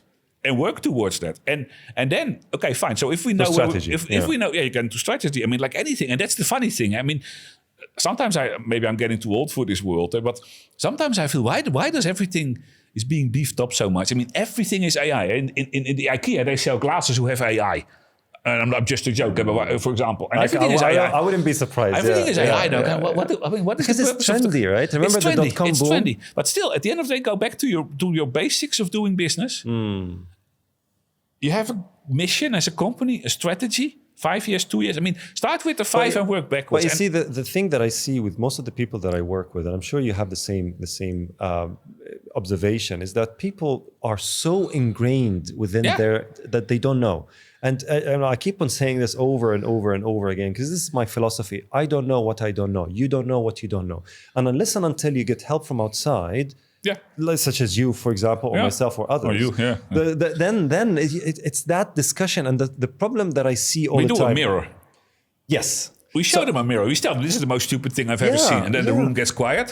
Exactly. And then it depends. Exactly. And then depends a bit on the culture. But. It depends on the person and depends on the ego and everything else. But the point is, people, and I talk from experience, right? People sometimes misjudge consultants / advisors for, let's say I'm in aviation. Okay, Osama, can you come and help me? It's like, okay, what do you need help with? Aviation. Hold on. You're in aviation, right? Yes. Your business is in aviation, right? Yes. I don't think I should be able to consult you with aviation, even if I'm a 20, 30-year-old kind of aviation expert. You're the expert. It's like this is funny. It's like having Google hire consultants to consult them on search, or Amazon hiring consultants to consult them on, let's say, e-commerce. It doesn't work that way. But that's what I see people think about how to approach advice or buy or purchase advice from outside. Again, goes back to bias. Which is exactly, you don't know what you don't know. So the thing is, you have to open up your horizon. And that's I think, in my opinion, and I think this is a nice segue to innovation, is This is the essence of innovation. You are trying to go into an uncharted territory. Yeah. So make sure that you have all the appetite and all the senses in the world to receive every single thing, but accept your own expertise, because your expertise has to be insourced. I agree. Yeah, you need to be the expert of what you do. I mean, if you have more expertise outside than inside of your company, you should do not have a right to exist as a company, I think. But you're right. I think it goes back to, I mean, I used to work at McKinsey a long time ago, and people, McKinsey is reorganizations. Man, that's maybe 1% of their work. Eh? They do so much amazing things. And still, I'm a big fan of their newsletters, and I always read them the podcasts and the stuff they do. The research, the white papers are amazing. Okay, that's a different discussion. but I agree. And I think, I mean, so going back to your company story, I mean, so understand what AI does. Understand where you want to go as a company. Because I also think that maybe for some companies, AI is not the answer. True. Which is also interesting. Eh? Possibly. While everybody thinks, it has to be. You have to be. It's not sexy not to have an AI-driven strategy. I mean, and you talk about, I mean, so knowing what it can do, knowing where you want to go, and then start thinking, okay, so how can we get there? Because I always like to set this, and I learned that at Amazon. I mean, I learned many things there, but I mean, setting a big, bold 5-year goal or 3-year goal and then working backwards to get there. I mean, it sounds super logical, eh? I want to go to France on holidays. Okay, fine. France is the destiny. We work backwards how to get there. Yeah. Most companies just go. It's my experience. Set them, and it doesn't need to be 5-year fixed in stone. You can change it, review it, but let's start somewhere and work backwards and build a plan to get there, year by year, month by month. But then, what are you going to do? And then, if you go into the do mode, so you've identified, you know what it can do, you know how it can contribute to your strategy, you know how it can contribute to the strategy, you know how to get there. You have to start realizing, what do we need to get there? Yes, resources. And then you get into data. Talent. Data. Where do you get the data from? How do you have to buy data? How are you going to train those models? Systematically. And be ready. Yeah? I mean, because training language models is an expensive hobby.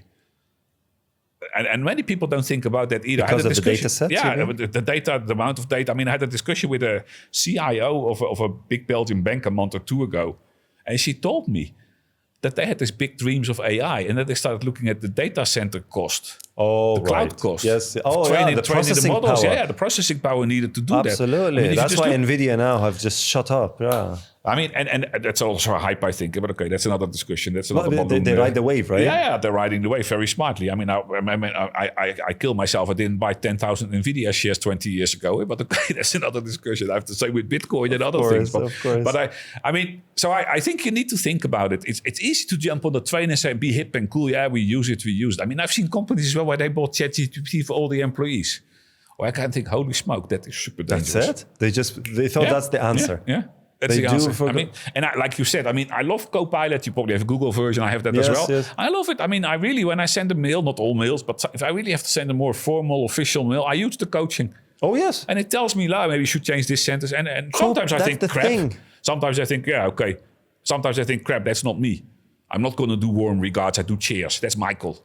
I mean, whatever. Yes, if you don't like me the way I am, then find out, hire me. So the way I do things is I sit with pen and paper, literally. So I have all of these papers here and pen. I just literally write with my hand, not even on Word. Yeah? I write with my hand the idea, the strategy. And I make slides that way. I start with paper. I do. McKinsey, they told me that. Exactly. And that's how I think I always have this. And I use sticky notes, because it's if you don't write with your own hand, there's something about your creative intellect that just sparks something.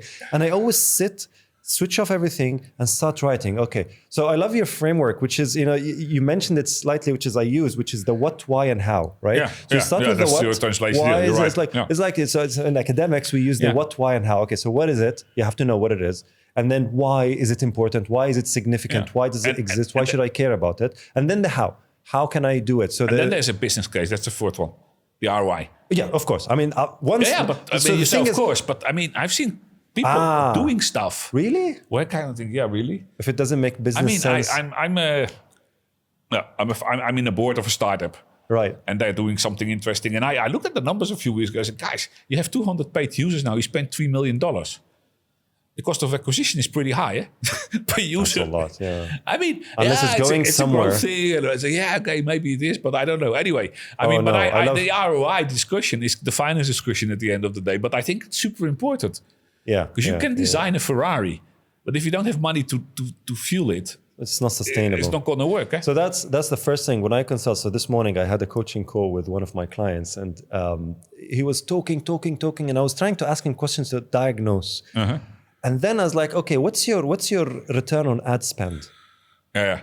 And he's like, it's like, wait a second, you're a founder. You don't know. If you as a founder do not know the ROAS, the return on ad spend for your organization, then you don't know what's your lead cost, then you don't know what's your client acquisition then why are you talking? I mean, and I love Excel for this, right? It goes to I mean, absolutely. I love Excel. You have all the formulas, you prepare it once for your business, and then you plug things and boom, you have the numbers. It's just that's crazy. The thing, the numbers. And I had a discussion with somebody last week about.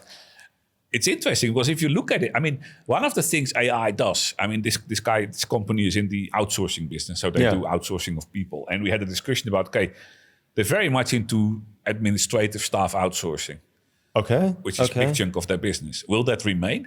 No, it will change. Because anything that can be automated will be automated, rest assured. Where does that leave us? I think humans are a bit more than automated. I see it as like the co-pilot, and the word amazing, the guy who got the name, the branding should go to get a prize. Absolutely, probably got. Yeah. But it helps me make my life easier. That's how I see AI. It's not going to replace Michael. No. There will never be an AI that sits here and talks with you. I don't think so. If it does, this stuff becomes obsolete.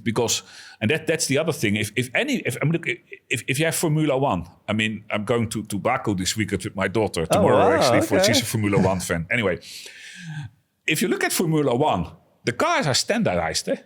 You know that they all have the same specs. They can tune a bit, which is great. But if all the cars are AI-driven, AI-tuned, all on the same way, they will be driving next to each other. There's no because nobody goes fast or slow. And if because I know in Abu Dhabi they're testing AI-driven Formula One cars. Oh, really? Yeah, it's called an Emirates whatever institute. Interesting. And if that happens, it's boring. Because we'll all the AI, and it's the same with companies. If you start using AI for everything, and everybody starts using AI for everything, what is your competitive advantage? Yeah, it will go. So you have to think: how am I going to be different? And I think for many companies, the conclusion will be: we cannot. There is this utopian world where people are sitting on the beaches and just going to restaurants, and AI is doing everything for you. Well, how do you get paid?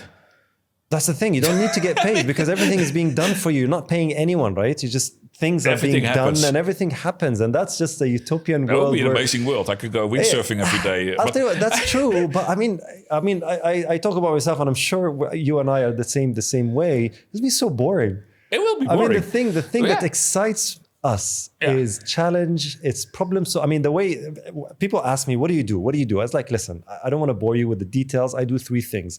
Strategic thinking, problem solving, and accelerating change. That's it. And if none of that exists, then it's boring. It's like you said, if something is, because if you're a strategic thinker vis-a-vis looking at the long term, working backwards from there, having all the monitors and everything else, if you're not solving problems every day, like the challenges, the things and that, and then if we're not accelerating change, if we're changing the status quo, if we're becoming comfortable with the uncomfortable, then I think, by the way, it's a nice list. They're all 3 very much related. Of course. If you want to design the strategy, you have to do it. You have to fix a lot of problems, and you have to accelerate the fast change to make the change happen and fix the problems. Exactly. Anyway, but that's how I think of it. But if you use AI as a driver, then necessarily you will diminish your own creative thinking. Like, for example, I mentioned that I write. So if I want to write a post and I'm trying to kind of, be as active online as possible, I never, ever, ever use AI to generate for me.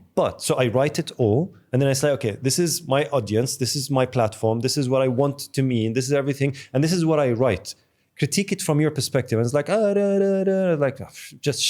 I like this. And the rest just, garbage. And that's I mean, this is a good use case. The problem, I think, is that we don't realize. I mean, like I said, I think everything that will be it can be automated will be automated. Yeah, you have to. That's my kind of principle with AI. It will happen. Sooner or fast, maybe just a small tangent on this. So I had a law firm for my company here. Like I used to I have an example for you after this. You talk first. I used to have this kind of retainer, a yearly kind of subscription of 20,000, 50,000 dirhams. Then ChatGPT came. Then I was like, no. And then now I use not just ChatGPT. Obviously, there's this AI legal companies that they generate my terms and conditions, legal contracts, and they assess, they inspect. Why do you use a company for that? I fired them. I mean, I fired them. I don't have a legal. I mean, it's so funny because when I was in the Namco, we had to. So we were doing a big project with the Ethiopian government on creating of carbon credits out of their forest. A big revenue stream for Ethiopia, dollars, hard-coded dollars, not burrs, but dollars. And they have so much they planted 26 billion trees the last 10 years in Ethiopia. So the green belt in Africa, yes, which they're planting, Ethiopia is part of that, they planted 26 billion trees they planted. So we were monetizing those 26 billion trees to create carbon credits for offset in the Western world. Right, right. Then at a certain moment, the government said, okay, fine, we need a letter of intent, a legal document to start planning for this. I said, yeah, sure. Can you make one? And we were a small startup. Right? I said, yeah, we can make one. And then the funny thing is, so the family office, they had a very expensive lawyer office in the Netherlands. Those guys who know, they charge you 500 euros an hour or something. Per hour, something yes, like yes, that. Yes. Nice fees, yeah, for sure. And I said, okay, fine. So what I did, I went to ChatGPT and I opened trained a local language model. And I said, okay, I uploaded some. I said, you are a lawyer with 25 years experience in writing public-private partnership contracts in Africa, focusing on that. I added some other stuff, some documents. Yeah. I said, make letter of intent between this and this. So I describe. The thing with the prompting is it's a skill on itself, and what you need. That's where the wizards will come from. But the prompting, anyway. So I made a big prompt and it trained it with. It came with an LOI. I said, okay. So that LOI was sent to our lawyer in the Netherlands. Okay. They spent probably 5, 6, 7, 8 hours reviewing the document. They came back to us in a call. They said, look, I don't know who wrote this, but this guy can work for us. Literally, the partner, managing partner. He said that in the call. And I didn't tell it was ChatGPT. I didn't tell. I said, I wrote it and I've got some legal background. This is great. They had one. They said, we only have one comment. I said, if there's a dispute, we have to go to the international courts in Paris for disputes for businesses and countries. They said, change that to Ethiopian law. For the rest, document is perfect. And we would actually like to ask if we can keep the document as well. So we might use it for other. I said, yeah, sure. Then it went to the best Ethiopian lawyer, a local guy. Yeah. We translated it into Amharic, because it had to be in Amharic. We translated to ChatGPT into Amharic, sent it to the guy. They looked at it and said, it's fine. It's perfect. Fantastic document. And it probably took me 10 minutes. So, I mean, if my son would come to me and say, Dad, I want to become a lawyer, I said, no way. Yes. Anyway, so going back to the businesses, I mean, I think, again, it is a process, but I think they should please stay a business. Don't do something because it's fashionable. Because it's AI. I'm not going to tell you where, but I had some interactions with chatbots the last month. Holy smoke. Those things annoy me, I never go. They don't answer anything. And I sometimes wonder, so is the strategy of the company just not having their customers being able to contact them Where's at all? Where's the customer excellence? Where's the customer experience? Yeah. And it's funny because there are ways to go around them. If you start asking this thing weird questions, because at a certain moment, it's a script. It tries to answer, and at a certain moment, it gets lost, and then it goes to a person. No, I from the beginning, I need to talk to a real human. No, I don't do that. I say, do you have yellow bananas? ask those kind of questions. That's what they told me at Berkeley. Ask those kind of weird questions, completely out of context. That's my learning for the day. Then it will immediately go to a call center agent. Immediately. It's very funny. That's crazy. But I think look what I started in the beginning. We chit-chatted a bit about failures. I think experiment and learn. Yeah, experimentation. Don't pretend you're built on this. Exactly. Have your senses receiving have the those mindset data to change and try and fail. Fail.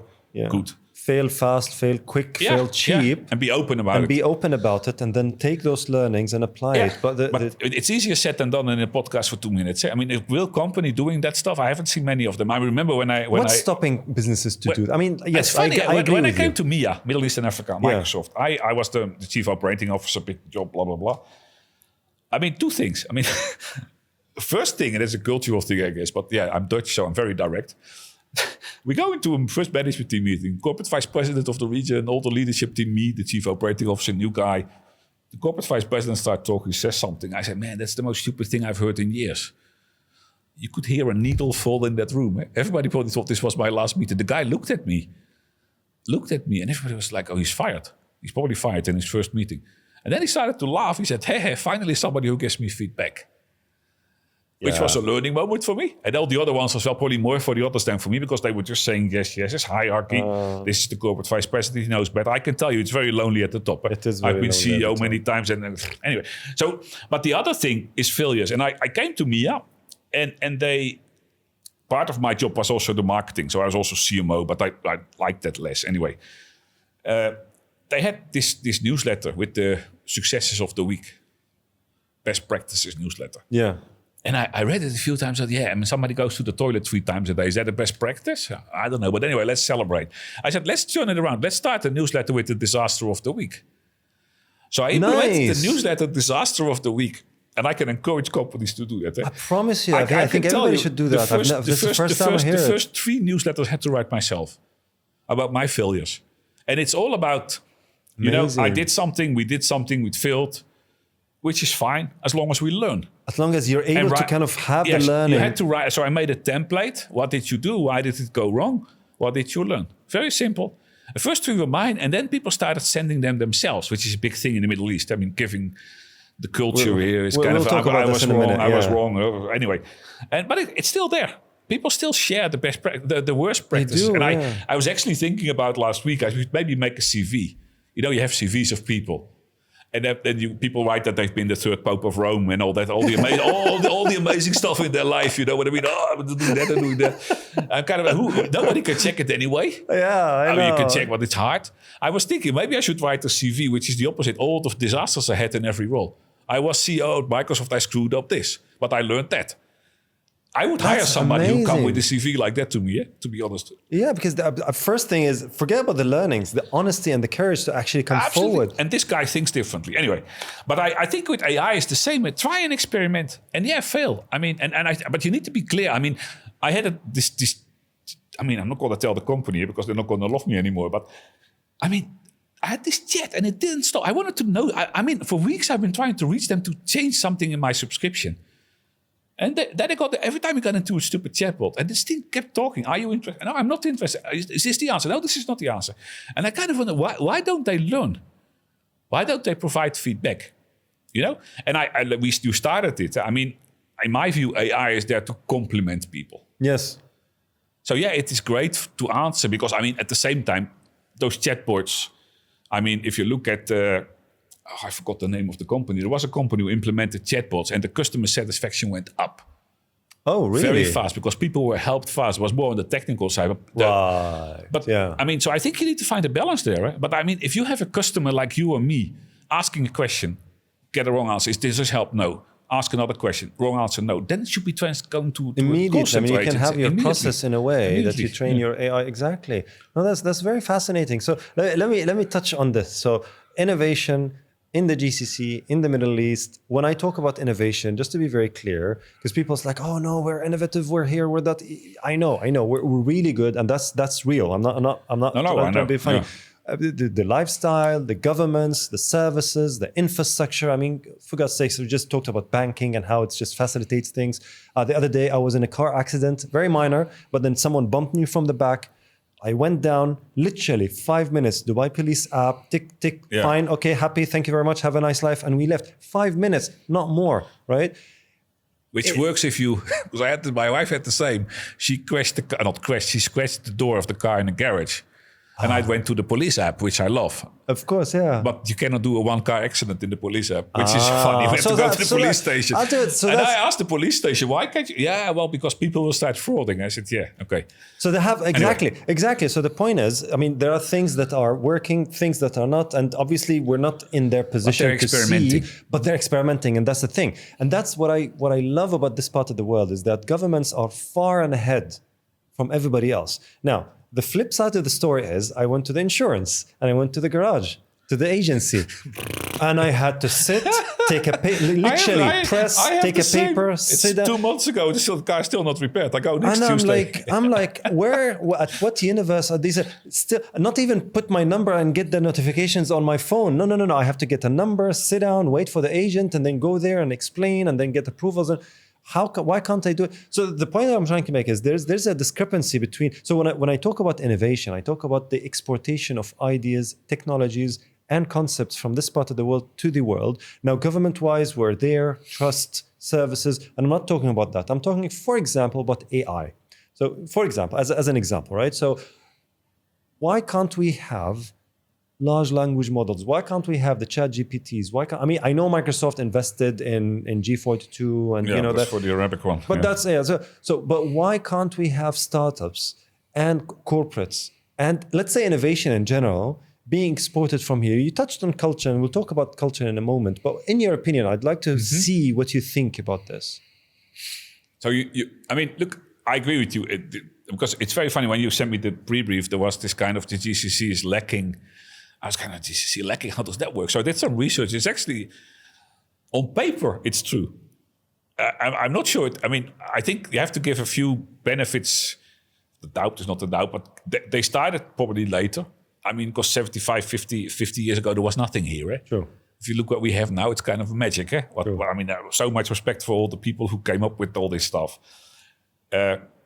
So I think the like you said, the intent is there. The investments are there. There was this announcement yesterday about making Dubai the education capital of the world with the Dubai University and all that stuff. And in the beginning when I lived there, I was kind of like, what is this now? But now I start to realize that if they say something, it happens. It just takes a while, but it comes. So I think it will come. The company startup, but it's kind of funny because in my view, maybe I understand the question right, but you kind of, why can't startups who are innovative and companies work together, right? That's the question. Yeah, so but that for me assumes that companies are not innovative, which is an interesting one. Yes. Because I think many companies are innovative.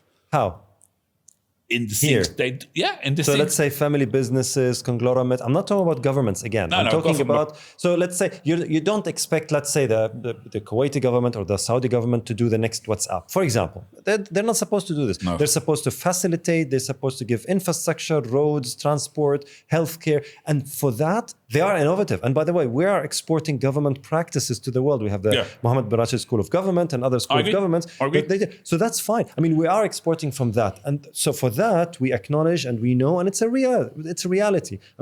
For God's sakes, you leave your phone on a charger in a mall and then you come back to it 2 hours later and it's still there. That's not by accident, right? That's someone somewhere did something really right that then had.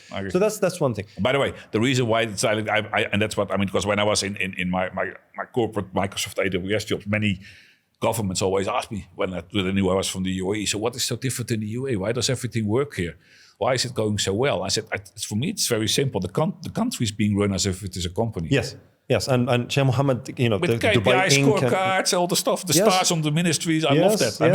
And then people are like, is that true? I said, that's because it's not about that today. So government, exactly, it's not about government because we're there. Governments were there. Trust factor is there. Services is there. Potential is there. Innovation and trying new things and testing and failing fast. So that's fine. I'm talking about everybody else. So let's go to companies. So why do startups innovate? Yes, I guess. But again, I think there's also, because I spent the last 5 years from a Microsoft, from an Oracle, going to startups, partnership. I probably spoke to 100 unicorns globally, the founders, and I know what they did. They had amazing ideas. They built companies out of it.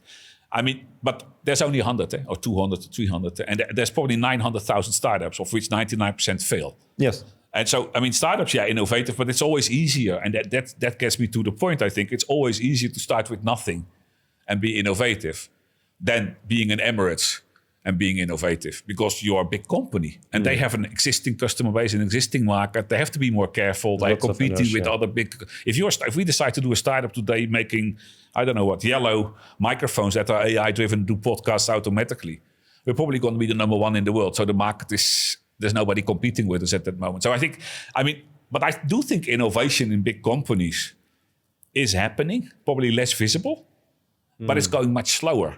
And I think that's where companies can probably learn from, Shaloop? Yes. They have this innovation department within the company. And there's a bunch of people who are almost entrepreneurs in residence, who are part of the company, of course, are aligned with the strategy, but they are the people who experiment and try things. They go faster, they try. I mean, I'm big believer of incubation kind of things. So we work at a big company, but we have an incubation department where they can take an idea and put it almost like it's a petri dish. You know, those things they use in laboratories where they put back cells in and grow them. Something like that. Do something small, start, see if it works. If it works, we scale to the company. If not, out. Continuously at fast-paced things. And I don't think many companies do that because of, I mean, if you go to do an Emirates, Etisalat, or whoever here, or even the family, they all compartmentalized. They have all the different companies. There's not an innovation thing going over everything and they do too many things. So I think, I mean, if I would be Emirates, I would probably set up some kind of Emirates incubation lab where they try new things. So there's no shortage of incubators, Michael. Yeah, but that's more for startups. Yes. You mean for corporates? Internal. So nobody else can go in there. But that's not happening. No, but that's why I say that's what I would do. And I think that should be happening. So this is where my way of looking at culture, let's say, for example, right? You mentioned something about risk of failure. So if we characterize the Middle East's culture, so my culture, let's say, for example, the difference between my culture and your culture. We are Although I've been here for 30 years, so I'm slowly shifting. Well, you know about it. No, you're right. But I'm still Dutch. Exactly. And I'll still be an Arab, right? So the point that I'm trying to make is we're very sensitive in the sense of we hate confrontation. Yeah. So we don't like confrontation. That's why we have the inshallah culture, right? Because I don't want to say no because no invites confrontation. So I say inshallah, that means I've got wills and this and that. So but then you leave the room, we still don't have a decision. Exactly. That's I'm talking about the kind of symptoms, or let's say symptoms, not root causes, but how do I say it? Like the characteristics that I think personally and through research and through my readings kind of contribute to this. And that's my field of research. And I'm trying to kind of talk to people like you and others to see and test those ideas. Obviously, I don't know anything. Obviously, I'm as ignorant as I can get. But the point is, let's say this extreme respect for authority, but not from an authoritarian perspective, but from a respect perspective. So let's say you're my boss and I work for you. For me, it's very difficult for me to say no, not because I don't want to confront with you, because I respect you. Yeah. And that respect then, and that's why you say it's lonely at the top, because then you will have a bunch of yes men around you. And how would you know? And obviously you don't know what you don't know. No. And if you're an expert and you told me yes, then probably it's a yes. But then how would I know? And then you have the, of course, with that comes the control culture, because now I know that I am the savior. I have the savior complex. I have someone who, I'm the one who built it from scratch, so therefore I'm the only one who knows it. And because I'm compassionate, remember, I'm sensitive and compassionate, I don't want to make you fail or the company fail, so you have to come to me. So that's the control, approvals, lack of empowerment. And then you have the saving face culture. So I need to make sure that I don't fail, because otherwise people will stigmatize me and point at me. So therefore, I'm risk averse. I cannot take risks. And if I take risk, it has to be very calculated, and the ROI has to be extremely positive, and the MPV and all that sort of, kind of commercial and financial stuff and all the calculations. But how do you know those things unless you try? Exactly. And therefore, I don't try. Build a bunker in the desert with a big gate around it. Nobody knows it's your innovation center, but it's your innovation center where you try things. I agree. I mean, it's very much different in the US, or not even US is maybe the wrong example, but in the Netherlands. I'm telling you. I mean, my friend, he actually moved his startup from the UAE, from Dubai to the Netherlands. Oh, really? I know when I talked to him, he said, Osama, with all the resources, with all the facilitation, with all the kind of ease of doing business here, which is fantastic, and it's completely unparalleled around the world, there's something else that is visceral within the culture of the organizations that I can't say it to you. Now, obviously, I'm able to articulate it because this is my field of research. He couldn't. But when I had that discussion with him, he said there's something about the openness, the approach, the design for failure, the kind of not stigmatizing, the kind of... Well, that's the thing, I think. If you walk around here and you say, I had 5 startups, they all failed. They look down at you. What people say? They say, he's a loser. Yes. Right? Yes. Well, you could also say, hey, great, he tries. And that's what I would say, And there's another element to it. To your point, even the ones that say, fail and fail and fail, and they, sit at rooftops and say fail, it's all performative and PR. Yeah. You know what I mean? Like there's a lot of and it's not coming from bad faith actors, right? It's coming from good intentions. They just don't know that it's too much PR, too much marketing, and too much performative act of innovation, this, innovation, that, innovation. Like how many times I don't know, I mean, I told my experience that I don't know if you have the same experience. How many times you went to a place where it's called Innovation Lab, but really it's a fancy cafe? It's a fancy cafe, yeah. Well, that's the thing. I mean, and again, that goes back to me, and maybe I'm very old-fashioned, but it goes back to me, what do you want to achieve? What is the objective? I mean, yeah, we can start innovating this thing and we can make all the colors different or whatever. But let's define first what we want to achieve. I mean, if I don't know, if you want to sell more phones or more lines, not phones, more subscriptions, fine. That's the objective. Fine. So then we're not going to talk about selling motorcycles, right? This could be very innovative, very creative. I'm just giving a stupid example. Yes. But let's focus on that. What are the innovative things we could do to sell more subscriptions? And go out of your box. And that's why you started with the fact of consultants. You mentioned it halfway. You're a consultant as well. You don't want to call yourself that way, whatever. But I think what you bring is a way to structure things in thinking. Yes. Is a way to help people through a process. And I think that is the goal of a consultant. Yes. Structure the thinking, systematic way of approaching problems. Also challenging. Yes. This is a stupid idea. True. But I do think that if you would, I mean, like you mentioned, the innovation department is it's almost like an office like this. It's a very cool, hip part of the office where Google-style office kind of stuff with a bit ski huts and ski cabins where you can drink coffee. That's not the innovation lab. No, it's not bean bags and foosball. I mean, I haven't seen them, but maybe they are there. But I mean, I'm not a consultant anymore. The companies were a business. Because I mean, if you run the freight division of Emirates Airlines, you know the challenges you have. You know where you want to go. You know the opportunities. I guess you have an idea, but how to get there, you don't have a clue. No. So why doesn't this person take his 3 slides to the innovation people who are maybe not in the freight, but can think creatively, can think with ideas, do some homework, come up with ideas, and go into some kind of, I hate the word ideation, but kind of session. And then not the session creating a PowerPoint deck of 40 slides. Great, this is the innovation story. Then no, go and do it. Go and do exactly. Fine. Take one plane, paint it pink. Execution. Yeah. Because the pink airline works. Okay, fine. Let's paint it pink. See if that works. If it tries some freight, Yeah. And I think that goes back to guts, goes back to culture. Maybe it's a cultural thing. It is. I'll tell you what. The one thing that I talk about my own personal culture, right? Because I'm living in it, and I'm obviously UK educated, so I've seen other sort of parts of the world, and and I've done it academically, so I can see clearly the difference. Like I can juxtapose. The problem is exactly what you said. When it comes to culture, sometimes the egocentricity trumps strategy and goal. So if I want to reach there, but my ego is in the way. My ego is more important. Why? It's not because, again, it's not bad faith actors. It's not people who are vicious and they want to do bad things. No, not at all. It's just that people don't know. And what I keep on getting, especially from guests who are from this part of the world or others, they're very.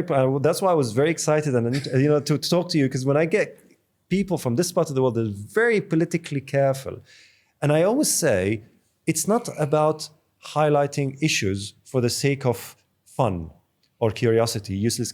It's actually, if you don't look in the mirror, if you don't address the elephant in the room, how can you solve the problem? If you're not diagnosing the problem really well, how can you solve it? And that doesn't talk about bad culture or good culture. No, it's not that. It's just that, okay, let's say you're a hospitable Arab who is very sensitive about the feelings of others, who really cares about making sure that you welcome people, right? That's good. Invite people to lunches, have them sit on this big meal, feast, mendi or whatever, and then have that with them. But when it comes to business, you need to be as blunt as possible. And I'll tell you one story. I once lost a business because I was blunt with the leader who came in and wanted me to just tell him the thing that he wanted to hear. I was like, sorry, I can't do that. Did you feel bad? For me, of course not. I was happy because better lose it at this stage rather than at the end and then lose the results. Look, I mean, I've had very senior roles as well, and I agree. I mean, to be fair, I always tell people. I mean, my guesstimate is that 50% of the people in companies, they're just sitting there because they have a job. Yeah. If those people would be innovative, creative, the company would thrive. Yeah, it's very much, it's probably more cultural than I even thought when I hear you speaking. And then maybe I'm Dutch, but I do think, I mean, I had a discussion 3 weeks ago with a UAE company who were actually interested in hiring me. Mm-hmm. And they said, look, we have a 2-year strategy. Okay. Which we were executing against, but we're looking for somebody who can think about what's after 2 years. What are the new things, the new business models, solutions, whatever. And there are actually what I just said. Create an incubation unit. Create an entrepreneur in residence. Somebody who thinks differently. Doesn't look he stays within the company. He's a company person. But let this person try.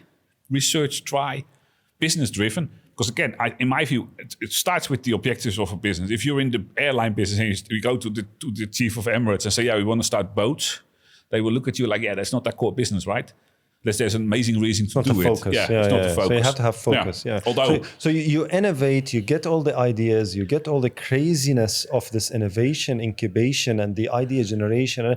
But as long as it's within the focus, your lane, which is the business. It contributes to the. I mean, I heard a very funny. I mean, look, you spoke about Elon Musk. I mean, I was more of a fan of him in the past than I'm now, to be honest. That's my personal view. Yeah, I mean, but to be fair.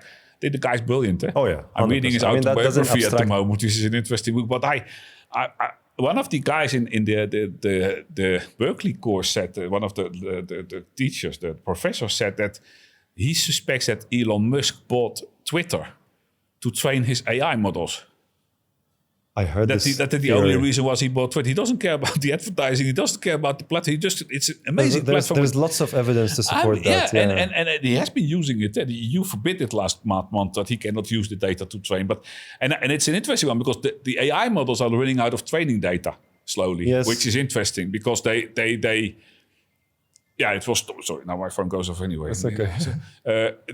And it's an interesting thinking forward. Kind of view. If you read his autobiography, he did all those things. I mean, the story, I don't know if you heard this other story about that Teslas can become self-driving taxis with a software update. All the Teslas in the world. I heard this, yes. I thought about it, well, holy smoke.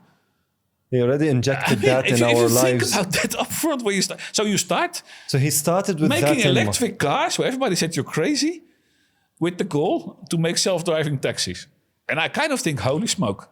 Anyway, that's smart. But that's innovation. I think at the Olympic level. Because you mentioned exactly this is kind of different level altogether. I mean, we talk about the grassroots here and about the environment. So I'll tell you a small tangent from my research, right, which blew my mind when I got to it. But then that's my next level of research, which is the following: this part of the world has this unique demographic of expats such as us and others who are coming here to obviously contribute and take. Now, companies here, usually what they do, they send people to trainings, they give empowerment to people, and they advance them because they know that they will contribute to the society and the community and the kind of economy at large to do the next level. So you mentioned that, okay, what's after 5 years or what's after 10 years? But if you're 90% of your workforce are quote-unquote mercenaries, now I know this is a very bad word, right? Very bad. Okay, so, right? But I mean, from an overall perspective, someone like me, get hired. Now, obviously I was born and raised here, so I'm part of this world and this is my country. But the point is, let's say someone like me, who's not an Emirati, who's living here, or not a Saudi, or not a Kuwaiti. I am, as an employee, have a visa. I left my country, obviously for a reason. And I am here in a nice lifestyle. I have my Porsche with the 6-year loan on it. I have my house with a 25-year mortgage on it. And I have my annual Switzerland or Netherlands trip that costs me, I don't know, 50, 60,000 dirhams a year. And then I'm working in this company. Now, what happens is I'm performing. Now, let's say the organizational culture is not as it should be for a cultivating environment where the ideas are flowing out and everything else. Typically, I wouldn't like it and I'll leave. But here I can't leave because I'm bound by the visa rules. I'm bound by which I have zero judgment about, right? This is how it is. This is reality. I'm very pragmatic. But what happens is it gives a false perception to the leadership of that organization that, hey, look, people are achieving their KPIs. They're achieving their annual performance goals. And we're performing. We're at a double-digit growth. But then, to your point, which this is what reminded me of this case, the creativity of people are being diminished because you are able to perform like a horse. It's just happy puppies. Exactly. I mean, there's a difference between farming and hunting. Yeah. The sales world. And I think these are farmers. Yes. Even farmers with a decent cattle growth or whatever you call it. I mean, and I agree. I mean, life is good. And right? You work hard, but you have a good life. Yes. But you bite the bullet, you put your head down. So I mean, you're not able to say no. Another thing. I mean, I think probably 95% of the work should be farming. 5% should be innovation. You know what I mean? Yes. You cannot have 100% of the people innovating. But the problem is when you have, that's the point. The problem is innovation is the driver, is at the forefront, because whatever you're innovating, then next. you have, is next, exactly. Yeah. But if you're innovating, purpose is particularly to save your neck. If your innovation they're purpose, not innovating. Exactly. It's just a performative PR or event here or foosball, a nice place who is, an advanced cafe, then that's not, you're missing the essence of innovation, which is actually bringing an idea to execute. And what I love about the Dubai government, for example, if we're going to drill down into that, the 10X program and the Dubai Future Foundation is like fantastic. All of those ideas that are now as in part of our lifestyle that we see every day and it advances our quality of life is actually an output of that. They say, okay, what's going to happen in 10 years? Let's do it in 3 months. Yeah. How crazy is that? Yeah. Amazing. And that's a government organization that does that. But then you go to, I'm not going to mention names of companies that I've worked with. You go to companies that are conglomerates, family businesses, local offices. And I'm not going to talk about the multinationals because obviously they're not part of this world. They have no interest in, it's not that they don't have no interest. But they don't care. I mean, if you have an American company, why would they care about advancing because they want to, that's why they have sales offices here because they want to take money, not give. And that's fine. That's perfectly fine. We're in a capitalist open market and it's okay. But I'm talking about the people are here. The governments, the private organizations here, they're extremely risk averse. And every time I talk to a founder, and yesterday I had a call with one of the Saudi founders of one of the large companies, you can sense that they but then all the chairman, the founder, okay. So it's a long time. Yes, company, yes, it's like an old. They're like, and it's just that they don't know. That's my point. It's not that they do it because they have, I want to keep. No. It's just they don't know that this is how it's supposed to be done. And why? Because 99.9%, and this is what he said, his own words, 99.99% of the consultants and the people they talk to are people from Harvard, from Oxford, from Stanford, from MIT, that they bring their theories from there, try to apply it here, and then take it and go. And it doesn't work. It works probably for 3-4 months, but then it doesn't work. Yeah, I mean, look, I agree. I mean, and again, I think 95% should be farming. But while you farm, you look ahead, what's coming. And that goes back to my getting boring maybe, but kind of, you have to have a strategy. You have to have a strategy, yeah. And that strategy there are many companies who've reinvented themselves many times. I mean, Tesla is not a car company, it's a data company. True. That's what they exist for and nothing else. And Microsoft as well. I mean, I worked there for 15 years and they reinvent themselves every time. They see things coming. They didn't see the internet coming. The famous memo of Bill Gates. He sends this mail to the company. He didn't believe in internet. Never. And then internet came in. He said, look, guys, now we're an internet company. Satya came in. Cloud. Yes. Full cloud. I remember the days with Steve Ballmer. He was, it's coming, but it's not going to be the core business of Microsoft. Yeah, well, look where we are. I mean, and I think you need to continuously reinvent yourself. So what's your advice? I mean, I know you said the strategy, but I mean, this is something people know. And it's difficult to tell someone something they know but already. They do? That's a different story. Yeah. Everybody knows you have to do strategy, but do you do it? I know, but it's like telling a smoker smoking kills. Come on, really? Well, they know, right? So what do you do? I mean, explain to smoker how smoking kills. Even if you explain it, they're like, okay, fine, I'm happy with it. Then the smoker needs to say, okay, fine, I need to reinvent myself, so you're going to stop smoking. So what's the plan to stop smoking? How do you get to that state? And I do think, I mean, it starts with understanding the world around you. And that's what, to be fair, that's what I think a CEO should be doing. Right. He should listen to the customers because customers have ever-changing requirements and needs. They evolve themselves because it's one big puzzle. Because this customer also does something. They buy IT to do something. So if their do something changes, Microsoft needs to change their strategy as well to be able to serve them as the do something company, the IT supplier for the do something company. So, I mean, I think you need to continuously explore and see what's going around, which is very hard. You can bring in consultants for that. I do think they have a role. And it depends a bit what type of consultants. It's very limited. Because there's consultants. Because it has to be done with you, not for you. I love what you say about, I think you should have consultants without luggage, without knowledge, industry knowledge. I think these are the most powerful consultants because they confront yourself with yourself. Yes. I don't think Aramco should hire oil and gas specialists. They shouldn't. They should be oil and gas specialists themselves. Actually, That's why they're Aramco. I mean, it's very weird. But if I'm a CEO, if I'm the chairman of Aramco and some senior manager or a leader in my organization in, let's say, drilling, and he's submitting a purchase requisition for a consultant for drilling, you should fire the guy. I'll ask some questions. He makes himself obsolete. And Aramco is just a name. And so forth.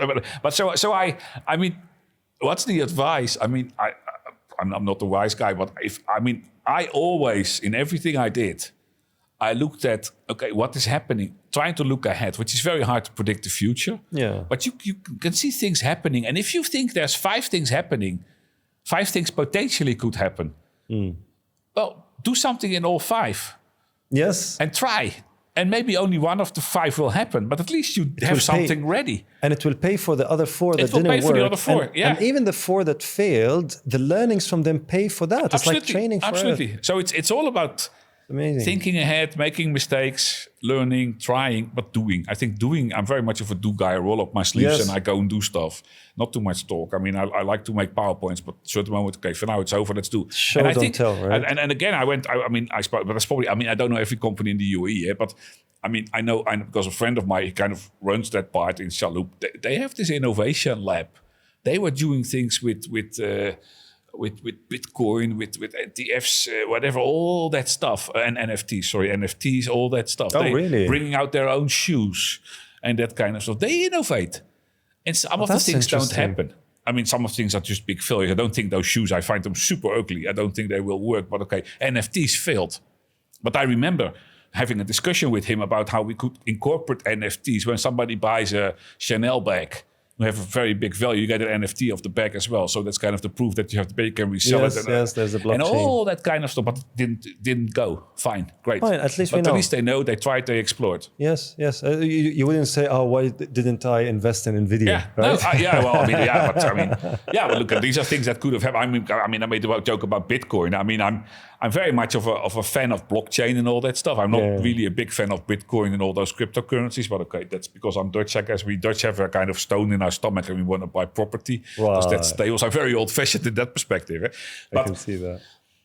Next to all the gadgets I buy, but I think you're the same species if I look around me here. But okay, that's my wife's problem. But I mean, I remember, and it's very funny, I remember when Bitcoin came, and we were experimenting. I was at Lotus or IBM these days, and we were doing things with the local telco who was trying to build things on phones. And somebody said, you need to buy Bitcoin. I said, Bitcoin? What is Bitcoin? So he explained to me, that was probably before 2000. A long time ago. Yeah, it was around 2000. Wait, Bitcoin 2009, right? It started. Yeah, something. No, it was earlier. It was earlier available. Are you sure? Yeah, there were crypto. I didn't know that. Yeah, it was 2000. Yeah, it was the year 2000, the year Y2K promo. I remember. So there was a time we were experimenting. Really? With it. Yeah. And somebody told me you should buy the Bitcoins. I said, okay, fine. And I said, why not? And they were €1 or €2 each. Guilders in these days. And I thought, yeah, whatever, let me buy 100, who cares? Just for fun, I'm a techie. So I had downloaded the wallet app on my Windows 3.1 phone. Yeah. And the wallet app, you had to buy them in the wallet app. Bitcoins. Yeah. And the Bitcoin that we have today. Yeah, and it didn't work. So you're a billionaire. So I tried for a few times and it didn't work. No, I wish. That's the you didn't buy? No, I wish, man. I was my Rolls Royce. Oh my God. No, I didn't. I wanted to buy it, but it didn't work. So I thought, what the heck, it's not going to work. Oh my God! I literally wanted to buy Michael. 100 of them. And that's why you kind of, you have to try, you fail, you learn. Now I laugh. I mean, my wife doesn't laugh if I tell that story. You idiot, why didn't you buy 100? But anyway, but I do think you need to try and play it. I mean, and I think companies do that. And don't stop because of a simple failure. Don't. Yeah. But I look, the family offices is I mean, I worked for one for the first time in my life the last 18 months. They're a bit of different species, eh? Yeah, they have very different values and they have different reasons to exist. Profit is not the main reason for them. Most of the family I worked for, yeah, the money was important, but they had a net worth of $3.5 billion. Yeah. If you put that money at Morgan Stanley for 5%, and that's it. You're done. You live like a king. So it's not about that. That's what I'm trying to say. So these are the There's people no driver to innovate. But the driver shouldn't be money. I mean, innovation, generally speaking, is problem. So, I mean, look at Africa, for example. Lots of innovations that come from there. I don't know if you heard about that African boy with the lion light. He had a TED talk. He had an innovation that was out of this world, and they took him to, it's like a young boy, like 11, 12-year-old, and he had a TED talk in the actual TED talk arena in Canada, I think. And that was because of the challenge and because of the scarcity of the resources. So you become creative. Yeah, so there's a need to innovate. There's a need to and that's innovate, the interesting thing, because that probably is more important here and in family office. Yeah. And I love them, but I mean, because I think that is the thing. They don't have if you have enough water, why would you think about ways to get water? I mean, the best innovation I ever saw from Africa was a guy. You know, in Africa, there's a lot of females who walk with water on their head. Yes. They have to walk 10 kilometers. It's a heavy job. There was a guy who took the barrels, put 2 sticks in it, make it a roller. And now they roll the water, which is much easier and much faster. And that's innovation. You would never thought about it. I would never thought about it. And that's, I think, if there's no need to innovate, if your market is, I mean, look at some markets. I mean, I don't know what airlines, they have to innovate, although what's the innovation in airlines? But anyway, I mean, but if you're in a really highly competing market where there's a lot of innovation, like the AI market at the moment, I look at those AI models and everything, and I sometimes wonder why, because a normal human being, I mean, I have a local language model on my iPhone. I run one local, disconnected from the internet. It's Gemini something. No, it's Gemini something. Anyway, local. Mm-hmm. And that's a smaller model. It's not trained on everything on the... but it works for me. It does exactly what I need to do. It knows what it... Anyway, why is there this race to become the best and whatever, the biggest model and blah, blah, blah? I'm kind of wondering why. What is the driver of that? Is that an objective as such? What's the business value of that? You can say you have the model like Musk with his 100,000 NVIDIA chips, biggest computer in the world. So what does that do? How do you and me get better from that? Not. So you have to have a need to innovate, find a driver to do things. And I think sometimes the driver is just missing. Look at cars. Interesting.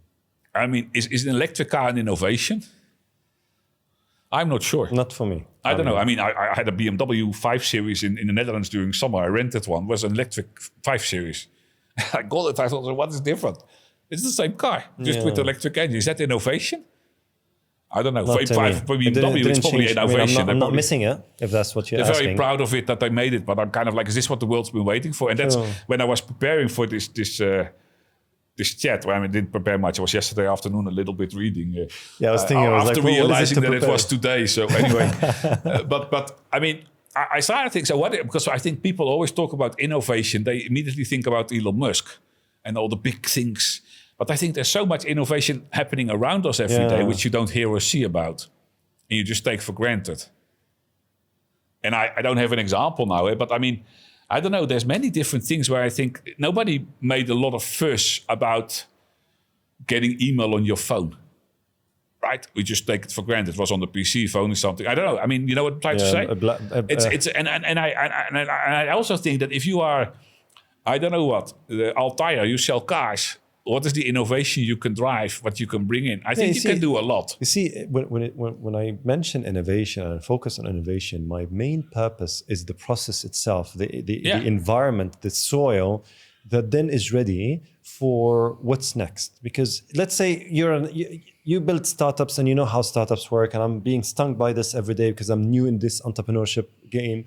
If you don't have a conveyor belt of lead and generation engine that then gets into the sales process, that then gets into, and then I'm working on the delivery, but then I have my eye and my pulse on the sales and I have my pulse on this, then guess what? If this stops, yes, I'm happy here, but then the conveyor belt comes and then the business will stop. So it's just the whole thing. So innovation is a method. It's a prerequisite for economic prosperity and economic welfare, because it's just creating something new.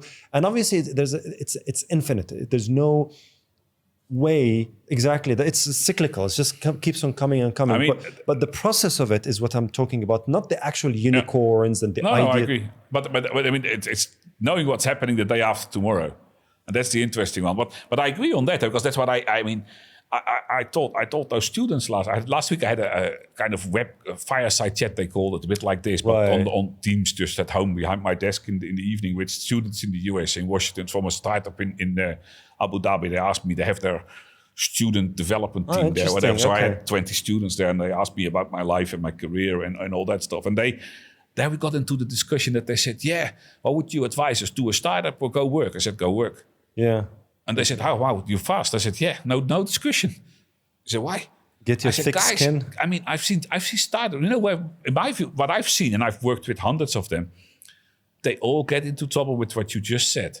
They have an amazing idea. There's a founder with a great idea. He's completely obsessed by his idea, but he doesn't have a clue about go-to-market. He doesn't know how to run an organization. I mean, go to all those AI tools, which I think 50% is fake and being developed 100%. By AI as well. And there's people, like we started the discussion about, you put something on Instagram, and I'm very much tempted to do it myself now and then. It's a quick cash cow. If you have 100, I mean, if you have 1,000 people paying $20 for 2 months, it's good money, eh? Anyway, but try to find support in those apps. Try to cancel your subscription. There's no support. They haven't thought about that. How's the support process? No, they don't. They don't know customer. And that's the thing. I mean, work in a normal company. Learn how the things work. That you need to have a customer support. You need to have thank you. You need to have sales. You need legal contracts. You need contracts. You need planning. You need forecasting. You need whatever. But now it's all about, get $1 billion evaluation. I mean, this guy who left OpenAI for his secure AI, he raised $1 billion in 3 weeks. Just because of his name. And there's 10 people working in that company. I'm kind of like, okay, great. But so, I mean, you need to have I think every company should have a driver, should be driven to continuously innovate. Yes. They should always be looking at what's next. And then you're much more a specialist in that than me, I think. But in my view, there's kind of the radical innovation, if you could call it that way, where you really come up with something new. Yeah, radical innovation. A new category or a new thing, or refining your existing products. I mean, if you look at, I have you probably have it as well, looking at the gadget, but I have this Bluetooth-enabled toothbrush, which has a screen on it, which shows, and on my phone it has an app, it shows exactly which teeth I brushed. Oh, goodness. And how long. And it tells me I have to go to that teeth and push it a little bit harder. And I'm kind of like, okay, this is fun. But it's kind of more of the same. Yeah, going with the days. I mean, within a few years, there'll probably be a little robot that flies in my mouth and touch my teeth, and it flies out again or something like that. It's that's just feeding into our laziness, but it's not, right? The whole idea of toothbrushing hasn't changed the last 100 years, eh? And why would it? Yeah. But that's interesting. Why would it? I don't know. IKEA is introducing second-hand furniture now. The first time I heard that in Sweden, they're testing a second-hand furniture IKEA next to the normal IKEA. That would be interesting. That would solve a problem, by the way, for a group of people that are not able to afford this type of thing. For example, I mean, not everything has to be a tech, not everything has to be blockchain or AI or blue. Sometimes a slight change in the way you do the process, just removing one step in the process. Innovation as well. That's what I'm trying to say. So every time I mention innovation, I was a head of innovation for one of the organizations. People thought that it's a technology. No, it's not. It's not. It's actually culture. It's actually process. It's actually strategy. And it's actually project management. It's just everything combined. And I always advocate that it can't be one person, one department in an organization. It has to be a culture that everyone thinks about. So when I do things through going 1, 2, 3, 4, 5, if I have the innovation mindset in an innovation environment, innovation-friendly environment, then I should be able to actually question, why are we doing 2? Let's try and remove 2. What happens? We saved this much money and this much cost, but this much time, and that's innovation. You see what I'm saying? So that's what I'm concerned about. I mean, it probably starts with the stupid idea box. Eh? Yeah. So I think it's ideas. I mean, I did a presentation a few years ago, a very funny presentation to the in the Ritz-Carlton here. All the hotel chains have CIOs. Okay. Chief Innovation Officer, Digital Officer, whatever they're called. So they're all the funky names. And sometimes I wonder what is the difference. But anyway, it's just a new name. Yeah, CTO, CIO. It's just a new name for something else. I mean, if you can't manage the change the name. You name it differently. It's something new. It's new. Anyway, but the funny thing is I had the presentation to the CIOs and those guys and girls about on cloud computing. And they called me. It was a very funny story. They called me in July.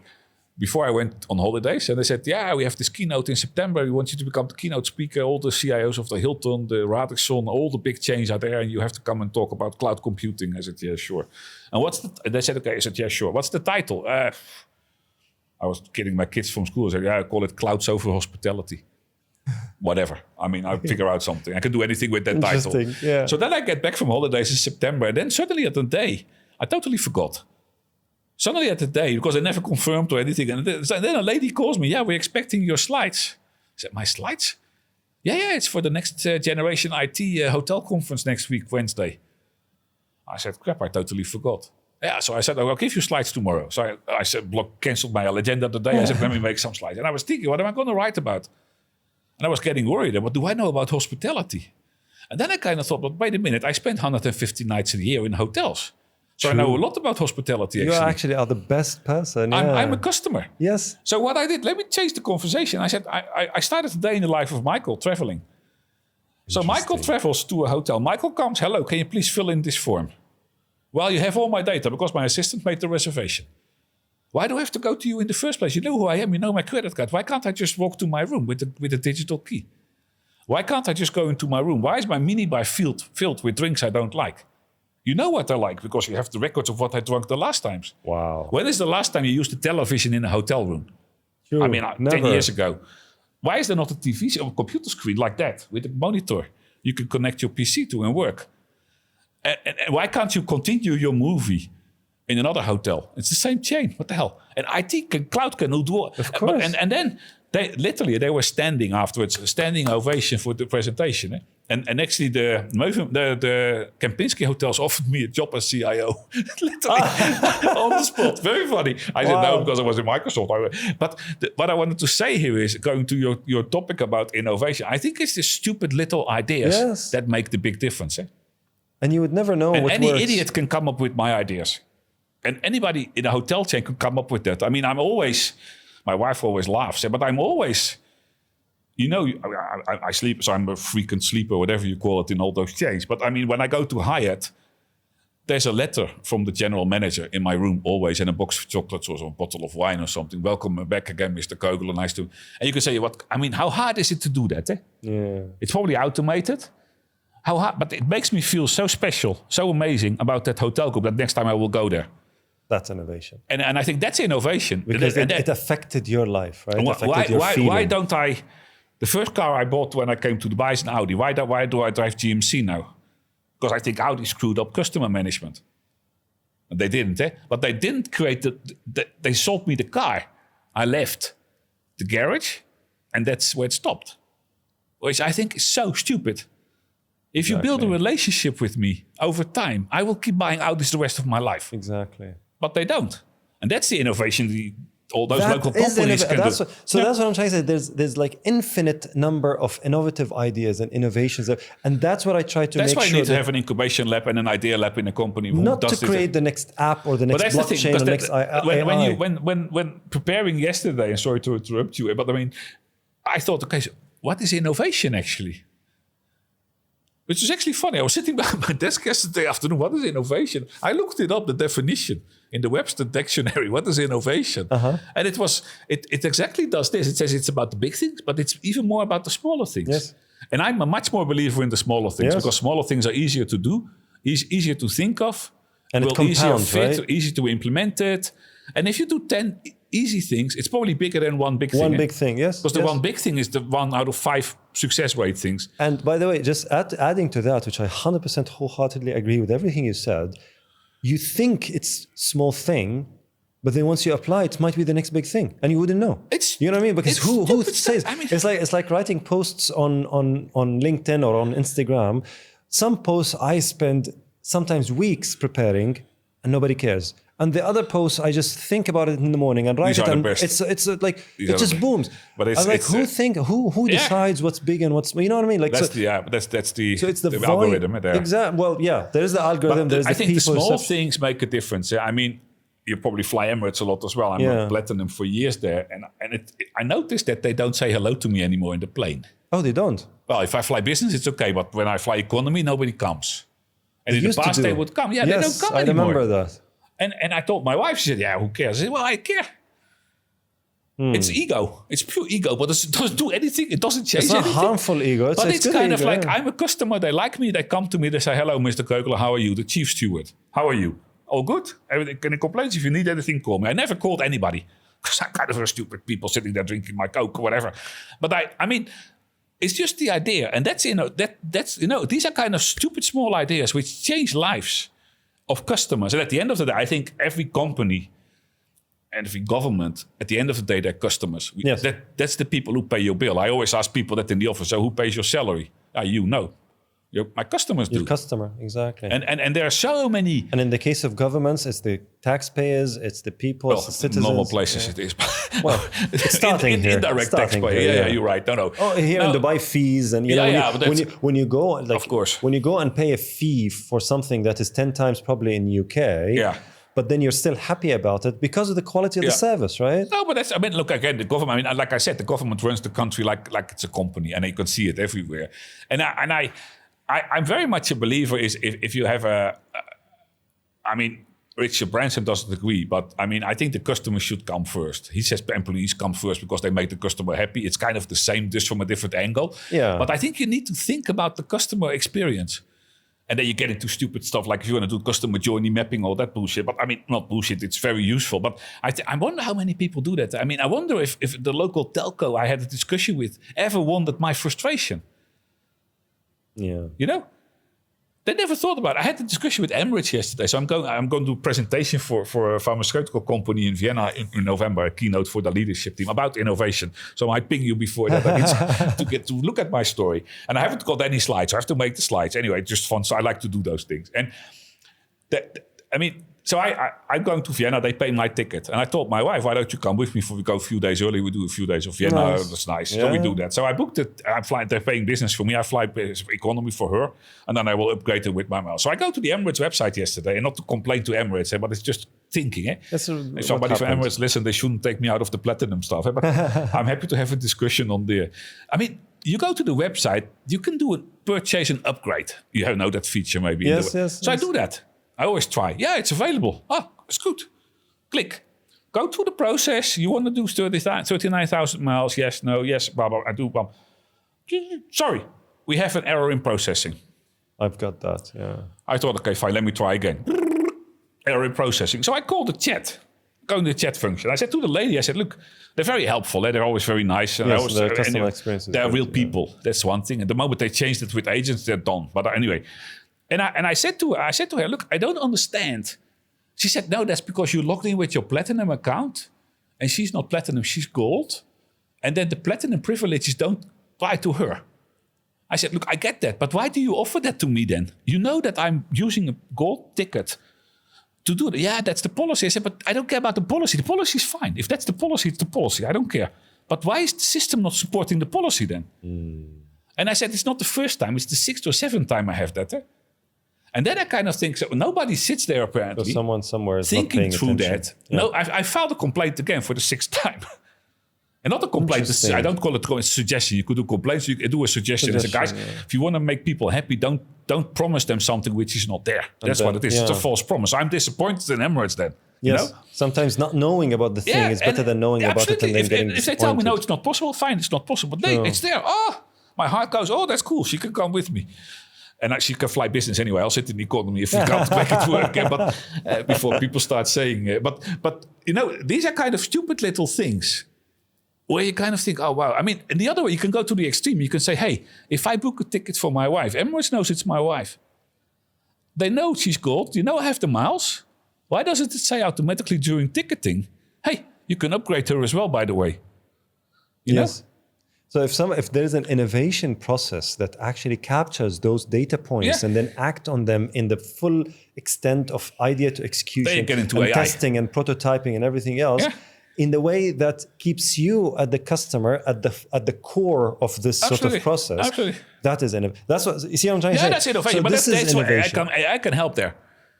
The word AI is also, most of the time it's machine learning, big data, machine learning, let's call it AI. That's where it comes in. Those are tools. So AI, whatever it is you want to use, the thing who those can are build tools, that. right? Tools. I don't think AI can innovate. The innovation comes from the process. Because AI gets its data from us. Yes, exactly. And it just repeats. Exactly. And the moment, like you can have an AI to capture those and then distill the data points, but then you still have someone who can to validate this kind of process from the AI. But again, AI is a tool. It's like you have a hammer. A hammer is a hammer, right? You need to have someone skilled enough to be able to use the hammer in the most professional way, and so on and so forth.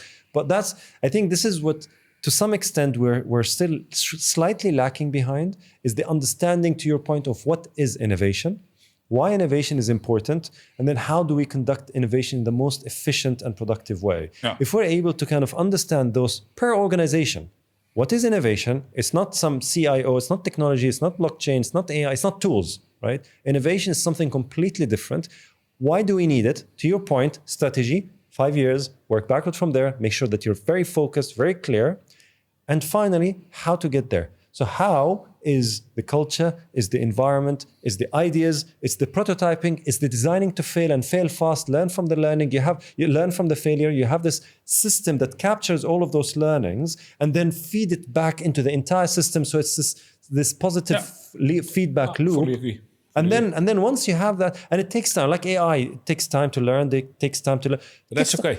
But then once it's ingrained within your system, people don't think about it anymore. They become masters because now they're experts in the way it's done. It becomes second nature. Then innovation will happen at a rate that can never be imagined. I mean, look, I can see just a cartoon that Friday between 9 and 11 is innovation hours. For example. That's what companies do.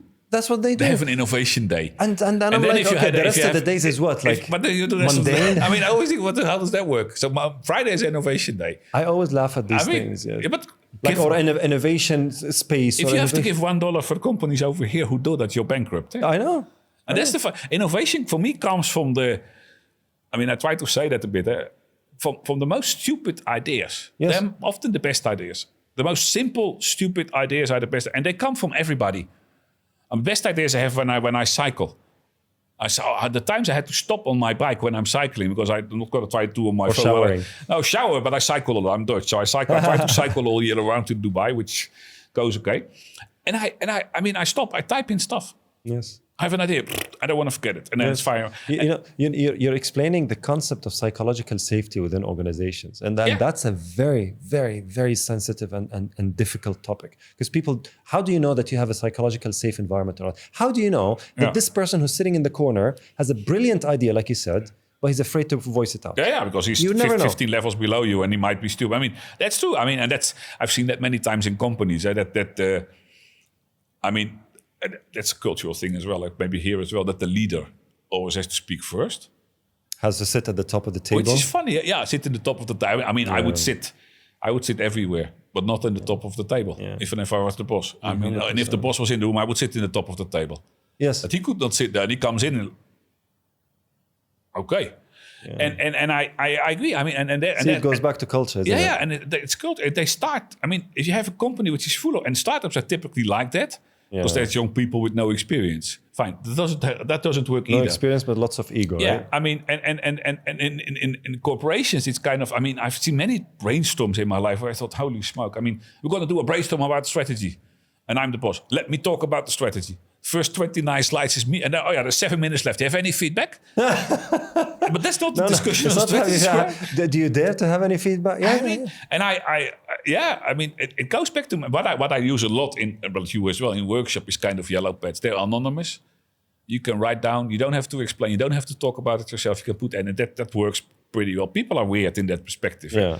But it goes back to having an open culture. But the other thing is, and this is, we'll try to end with that. The other thing is, let's say you have a psychologically safe environment. And I've worked with companies that have, consulted with companies that had this psychologically safe. The leader is a father figure who's cultivating and making sure he never fires anyone. Even during the COVID downturn, he never fired anyone. He made sure that everybody's taken care of and everything else. Is that just, I'm sorry to interrupt you, but this is such a funny thing. I had a discussion a few weeks ago with somebody else. Yeah, we never fired anybody in this company. I said, that's totally stupid. That's not, So I'm not in agree. Actually, the person that I was consulting with this morning, I actually advised him to fire people. But the point, that's beside. But the point that I'm trying to say is, cultivating a psychologically safe environment to the absolute maximum best, right? And people actually feel safe, feel secure, feel happy, productive. They come to work, they don't feel pressured because of politics or whatever. But the problem is there's an idea execution gap. So when I did the interviews with the people there to kind of inspect the innovation process there, the thing that popped out is not a cultivation environment. It's not a psychologically safe environment. It's not the suppression or kind of authoritarian environment. It's actually, what's the point? I'm going to say it. Yeah, they don't have an incentive to innovate. Even if there's an incentive to ideate. Not monetary incentive, but just in general. I mean, that to me, that sounds like a kindergarten. Yeah. Everybody's happy, everybody's playing all day, we make your money, we get paid. Why would you do something more? No, but then the ideas that they voiced, let's say in the last ideation workshop, never got materialized. Yeah, that's bad execution. That's where the incubation or whatever you call it comes up. And that Take somebody, own it. Exactly, and that in time creates this frustration environment where people are like, I have an idea, but what's the point? I'm going to say it, it's not going to happen. And then boom, then things go down. That's another idea. Why you need to institutionalize is a very wrong word, but you know what I mean. Well, you need to make sure. I love it that you said that. No, but I mean.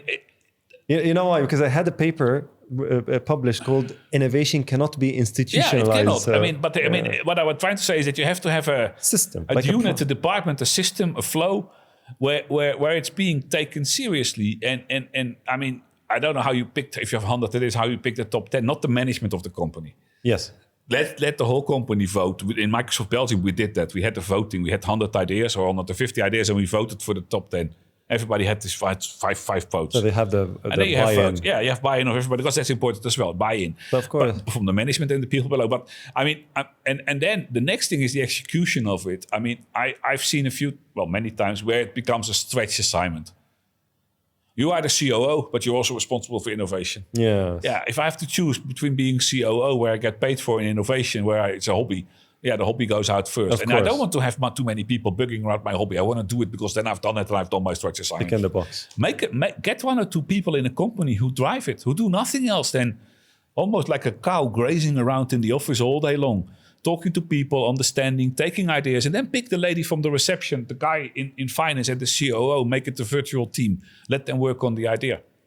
But the challenge here is, how do you measure the performance? And you'd say, okay, by output, but what if the output is mostly failure? So is it monetary? And that's the challenge that people have to believe in. And this is where innovators are usually the entrepreneurs within organization, which is, I don't like this term, the entrepreneurs with the I instead of E. It's a special breed because people are motivated not by incentives, not by external incentives, by internal incentives. They're just driven. They like to do it. They like to do it because hobby. They like to do it. They stay up till 11, 12, 1 a.m., in the morning in the office, not because they have a KPI or they have a project deliverables, because it represents them. But why?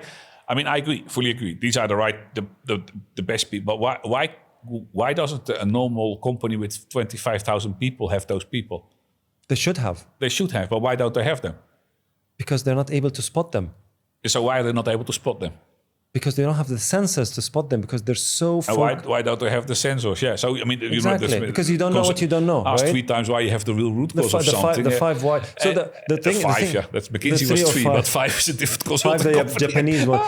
But the thing here is, because you're too busy with everything else, especially firefighting, especially kind of customer... Keeping the ship going. And that's why you need to have a special team who focuses on the special stuff. Otherwise, it's not going to work. The disruptive innovation theory has this hypothesis, like suggestion of having this ambidextrous organization on the side that doesn't report to this organization.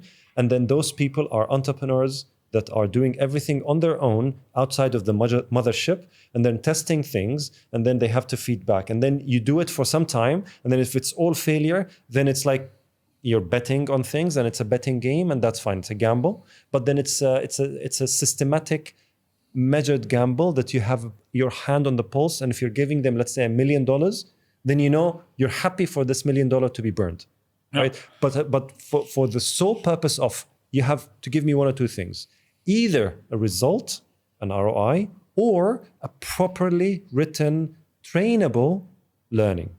Yeah. So you have to have the capacity to write down everything that you've done, you have to have the capacity to prepare some sort of a training module, whether it's a practice, whether it's whatever, that then whatever you failed in, you're able to articulate the learnings from this failure, and I'll give you someone to write for you and do the help or whatever. And then, so for you, the KPI is one of two things: either results, so ROI, or a properly written document that gives me the learnings and the process from A to Z and everything in between, and which is shared, and can be transferable. Not goes to the drawer of the CEO. No, but exactly. I fully, we're very much aligned there. I mean, I find it very weird that somebody's called the chief innovator of a company. Yeah. How can somebody be chief innovator of a company? How does that work? Does the guy do every job in the company every day, all day long? But it failed, right? It doesn't exist anymore. No, I agree. No, but I mean, that's still I think it was anyway. But I have a lot of presentations like you probably. One of them is the 10 lessons from my life, and there's 10 slides with 10 statements. One of them is I'm the CEO. I am the CEO, and you are the CEO, and everybody's a CEO. So there's ownership. There's loyalty. I mean, if you ask people in a meeting room, who's the CEO? I'm going to do the same in Vienna.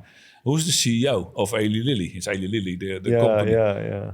Nobody will raise their hands. There will be one guy, probably the CEO. He's going to be there as well. It's a she, I think. She will raise her hand. I say, wrong. Everybody's a CEO. Yeah. If you don't think that way, I mean, and it goes back in many different things. I mean, in Microsoft, I asked many times in marketing, when I was responsible for marketing spend or other spend, I would ask people, they come to me with a proposal, I want to spend 100K on this. I would tell them, if it was your own money, would you spend it? And people think, often they said no.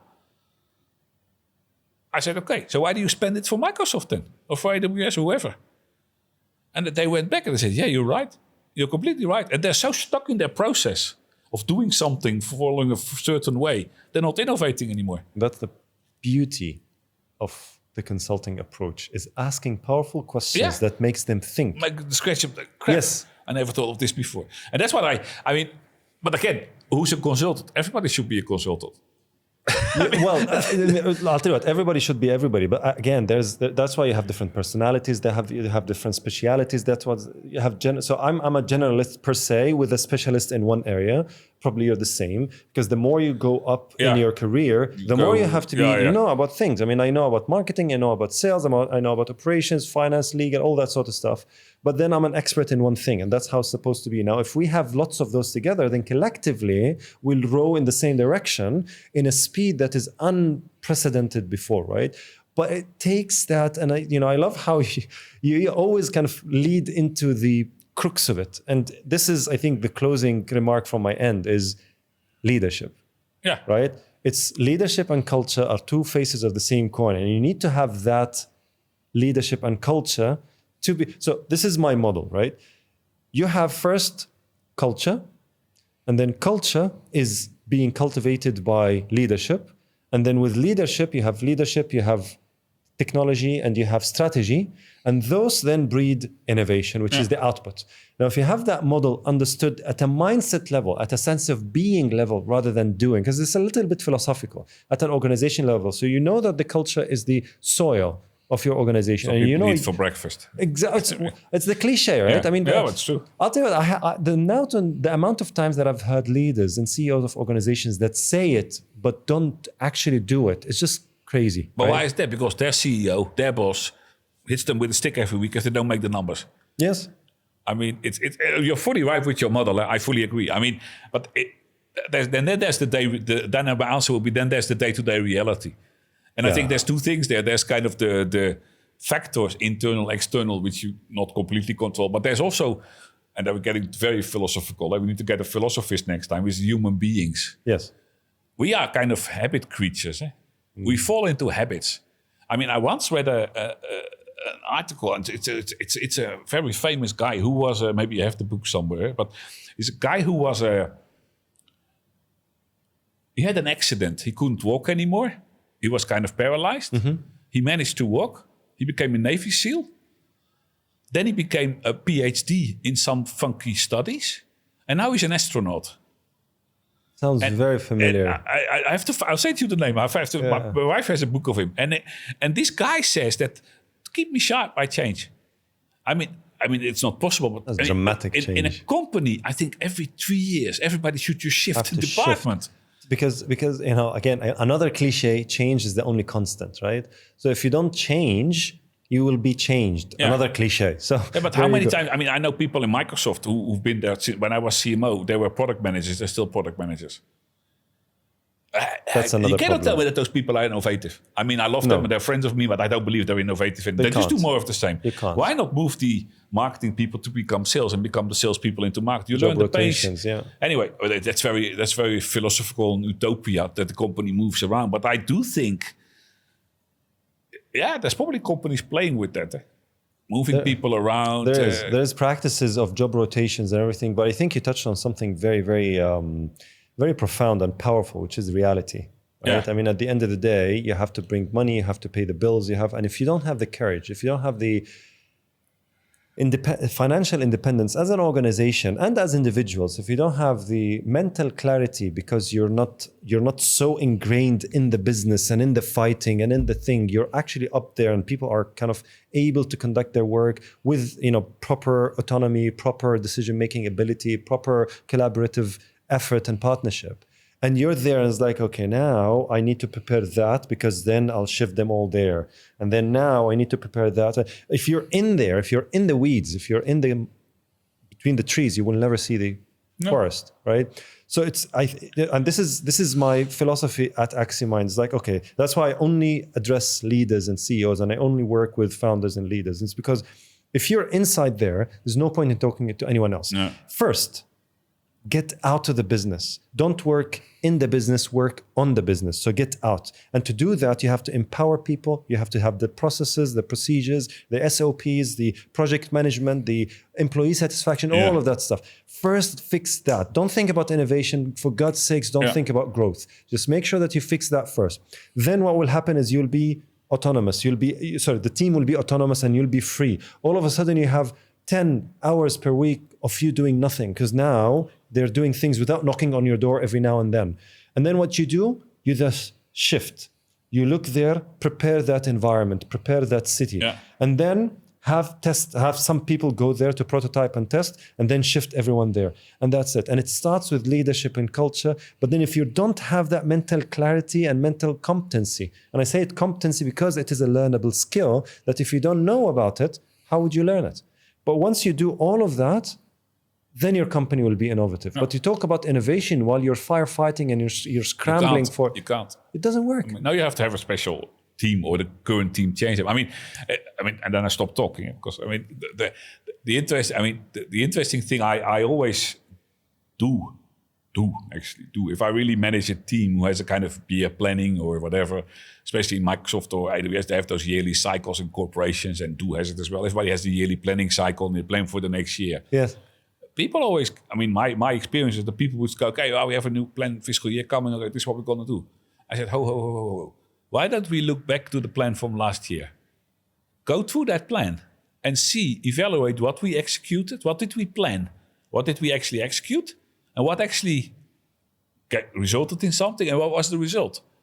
And then we go planning for the next fiscal year. 9 out of 10 times, you couldn't find the plan anymore. Oh, goodness. You know? Very funny. I mean, people that is funny, yeah. People were sitting, that's competency. Because it's very black and white, but it's kind of like that people... But it is. They're like lemmings. The computer game Lemmings? Where all those little animals, they run after each other. You can steal and all of them. And they're lemmings. I mean, I remember, learning by failures. I mean, when I was in Microsoft Belgium, we did this marketing campaign to move our last Microsoft Exchange mail server 5.5 clients to the 2000 version, the new version. Oh, wow. It was this big campaign coming from Seattle. We have to migrate them. It's important, blah, blah, blah. So, we go migrate them. Whole planning team, doing stuff, marketing campaign, mailings, websites, events, all the bullshit. And then I asked them, so how many are there actually? 3. 3 what? Customers on Exchange 5.5 in the Benelux. And we spent a month and a half. The whole team spent a month and a half preparing for that campaign. I said, guys, you could have called them. What? You could have called them. We could have taken them to dinner. Yes. And convinced them. Send them literally and that's what I mean with... Yeah, it's also... Asking, but probably if someone asked a question outside of the norm, it's like probably it would have... But that's the thing. I mean, if somebody asked me, paint this room yellow, I would ask you, why is yellow? There's a whole different group of people who would be in the Ace already buying paint before you finished your... And I think... Yeah, I mean, it's very easy, two guys sitting in this funky room talking about this stuff. Listen, if you're in a big company, you're being dragged into stuff. And I'm very, I think anybody you ask me about me, they would say, yeah, he's very different. He's a bit of the elephant in the porcelain drawer, which I like to be. And sometimes it has bad effects as well because people, they don't promote you or they kick you out or whatever. But yeah, so be it. I mean, I always tell people I'm me. If you don't like me like I'm me, then you should not hire me. Because I'm not going to change. I mean, life is too short to be not myself. So simple. And I think many people should do that. But I also think that, like you said, the reality of the day-to-day work. I mean, I've been in changes in companies where there was this big cultural shift and blah, blah, blah. And everybody was, we're not going to review people anymore and toast people in reviews. I mean, the culture is different. It's all about growth and helping you and blah, blah, blah. First call, you go in there excited. We're going to have a good discussion. What is your forecast for Q4? Oh. Leadership above. Everybody needs to be in the boat. It's. I think the lack of ability to separate between the two discussions. You cannot have the right side of the brain and the left side of the brain working at the same time. No. And if you do, you will not have a congruent, sort of consistent output. And this is very important. If you are going to sit in a creative environment, you cannot have a structured way of doing it. You cannot say. So, for example, this. When I research, let's say, your areas and I didn't have a paper and it's like, okay, question 1, question 2. It wouldn't be.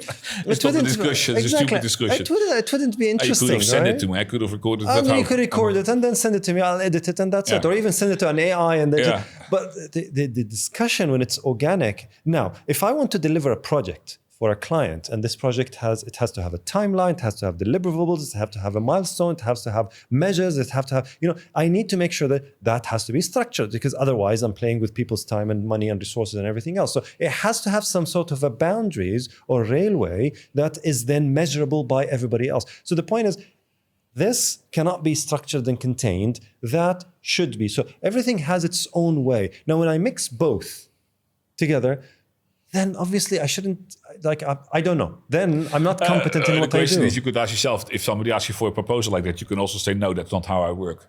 Anyway. I do that. Because that's kind of, they're trying to pull you into their old, I'll tell you what, thinking world. I'll tell you what, and this is funny thing that you're mentioning this, because I've been asked to be participating in an RFP cycle and I've never, so far I've been in my business and hopefully I will not do it. I don't. Because it's either you take me and my business for the value that I'm offering. When you go and buy an iPhone, you buy an iPhone because it's an iPhone, right? When you go get an artist or a speaker or someone, when they hire you as a speaker or you ask you to speak, they ask Michael. Yeah. They don't ask you to submit an RFP. No. That would be ridiculous. And they don't send me the slides up front as well. Exactly. And they don't talk about this. I will not share them and they will be shocked. So be it. I mean. Because exactly. And now when someone tries to box the idea in that way, then I think this is the challenge. And they should look back and reflect and understand, okay, there's a difference and there's a problem in the process itself. And that's why it's not the result and it's not the input, it's the process in the middle. That when you take someone who is, let's say, so bright and so creative and so high achiever, and then you put it in the organization, and then 3 months later he's just not performing anymore. No, I agree. I mean, it goes to the point, and I mean, again, no names here, but I think many companies, they're hiring the most brilliant talent of the planet to do stupid jobs. Yeah.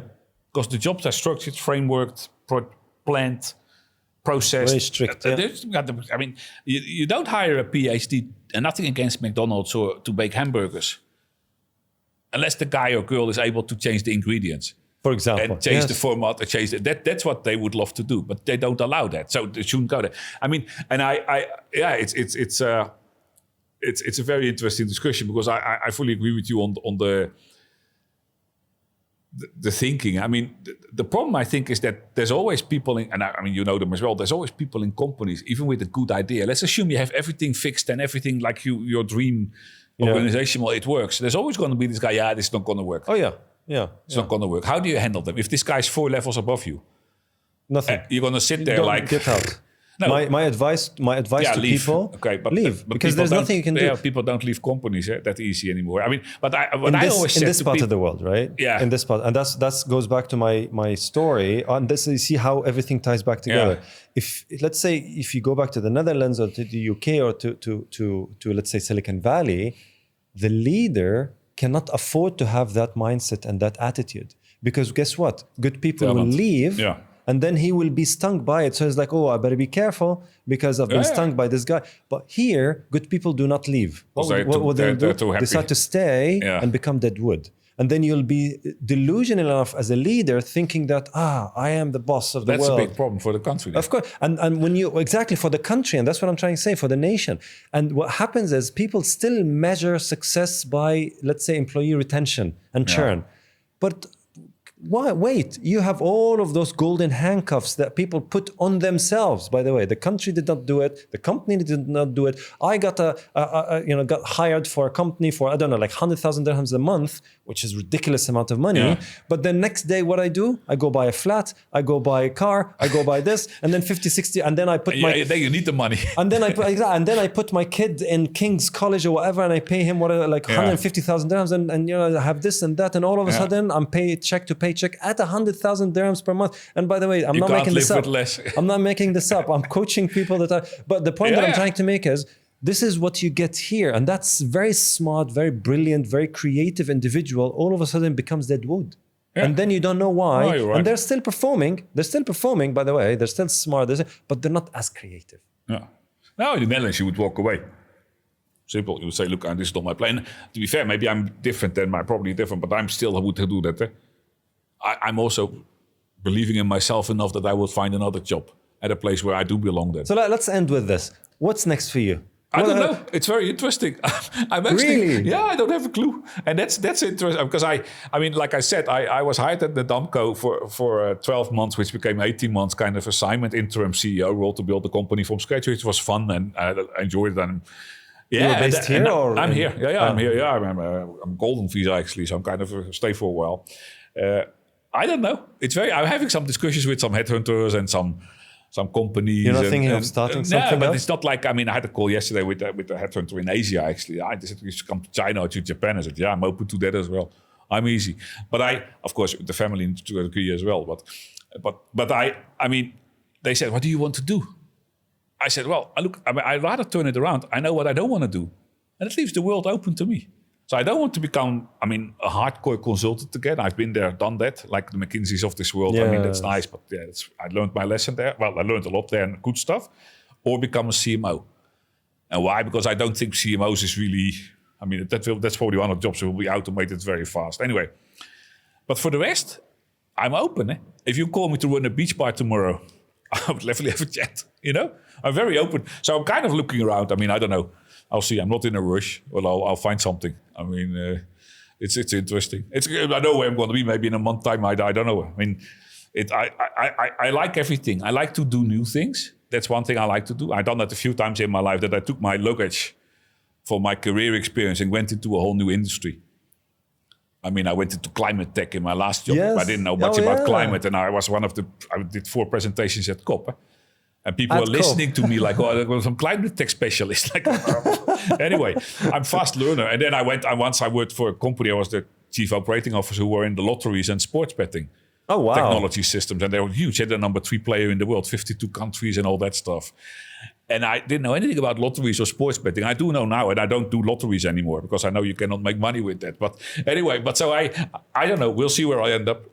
I have some discussions going. Yeah, I'll let you know. I'll be following you, Michael. You should, this has been fascinating. I'll tell you what, this is my longest running podcast ever. My alarm went off that I need to go. Because you have to go. I think we can stay for hours. Probably. Thank you very much. Thank you. It was really nice talking to you.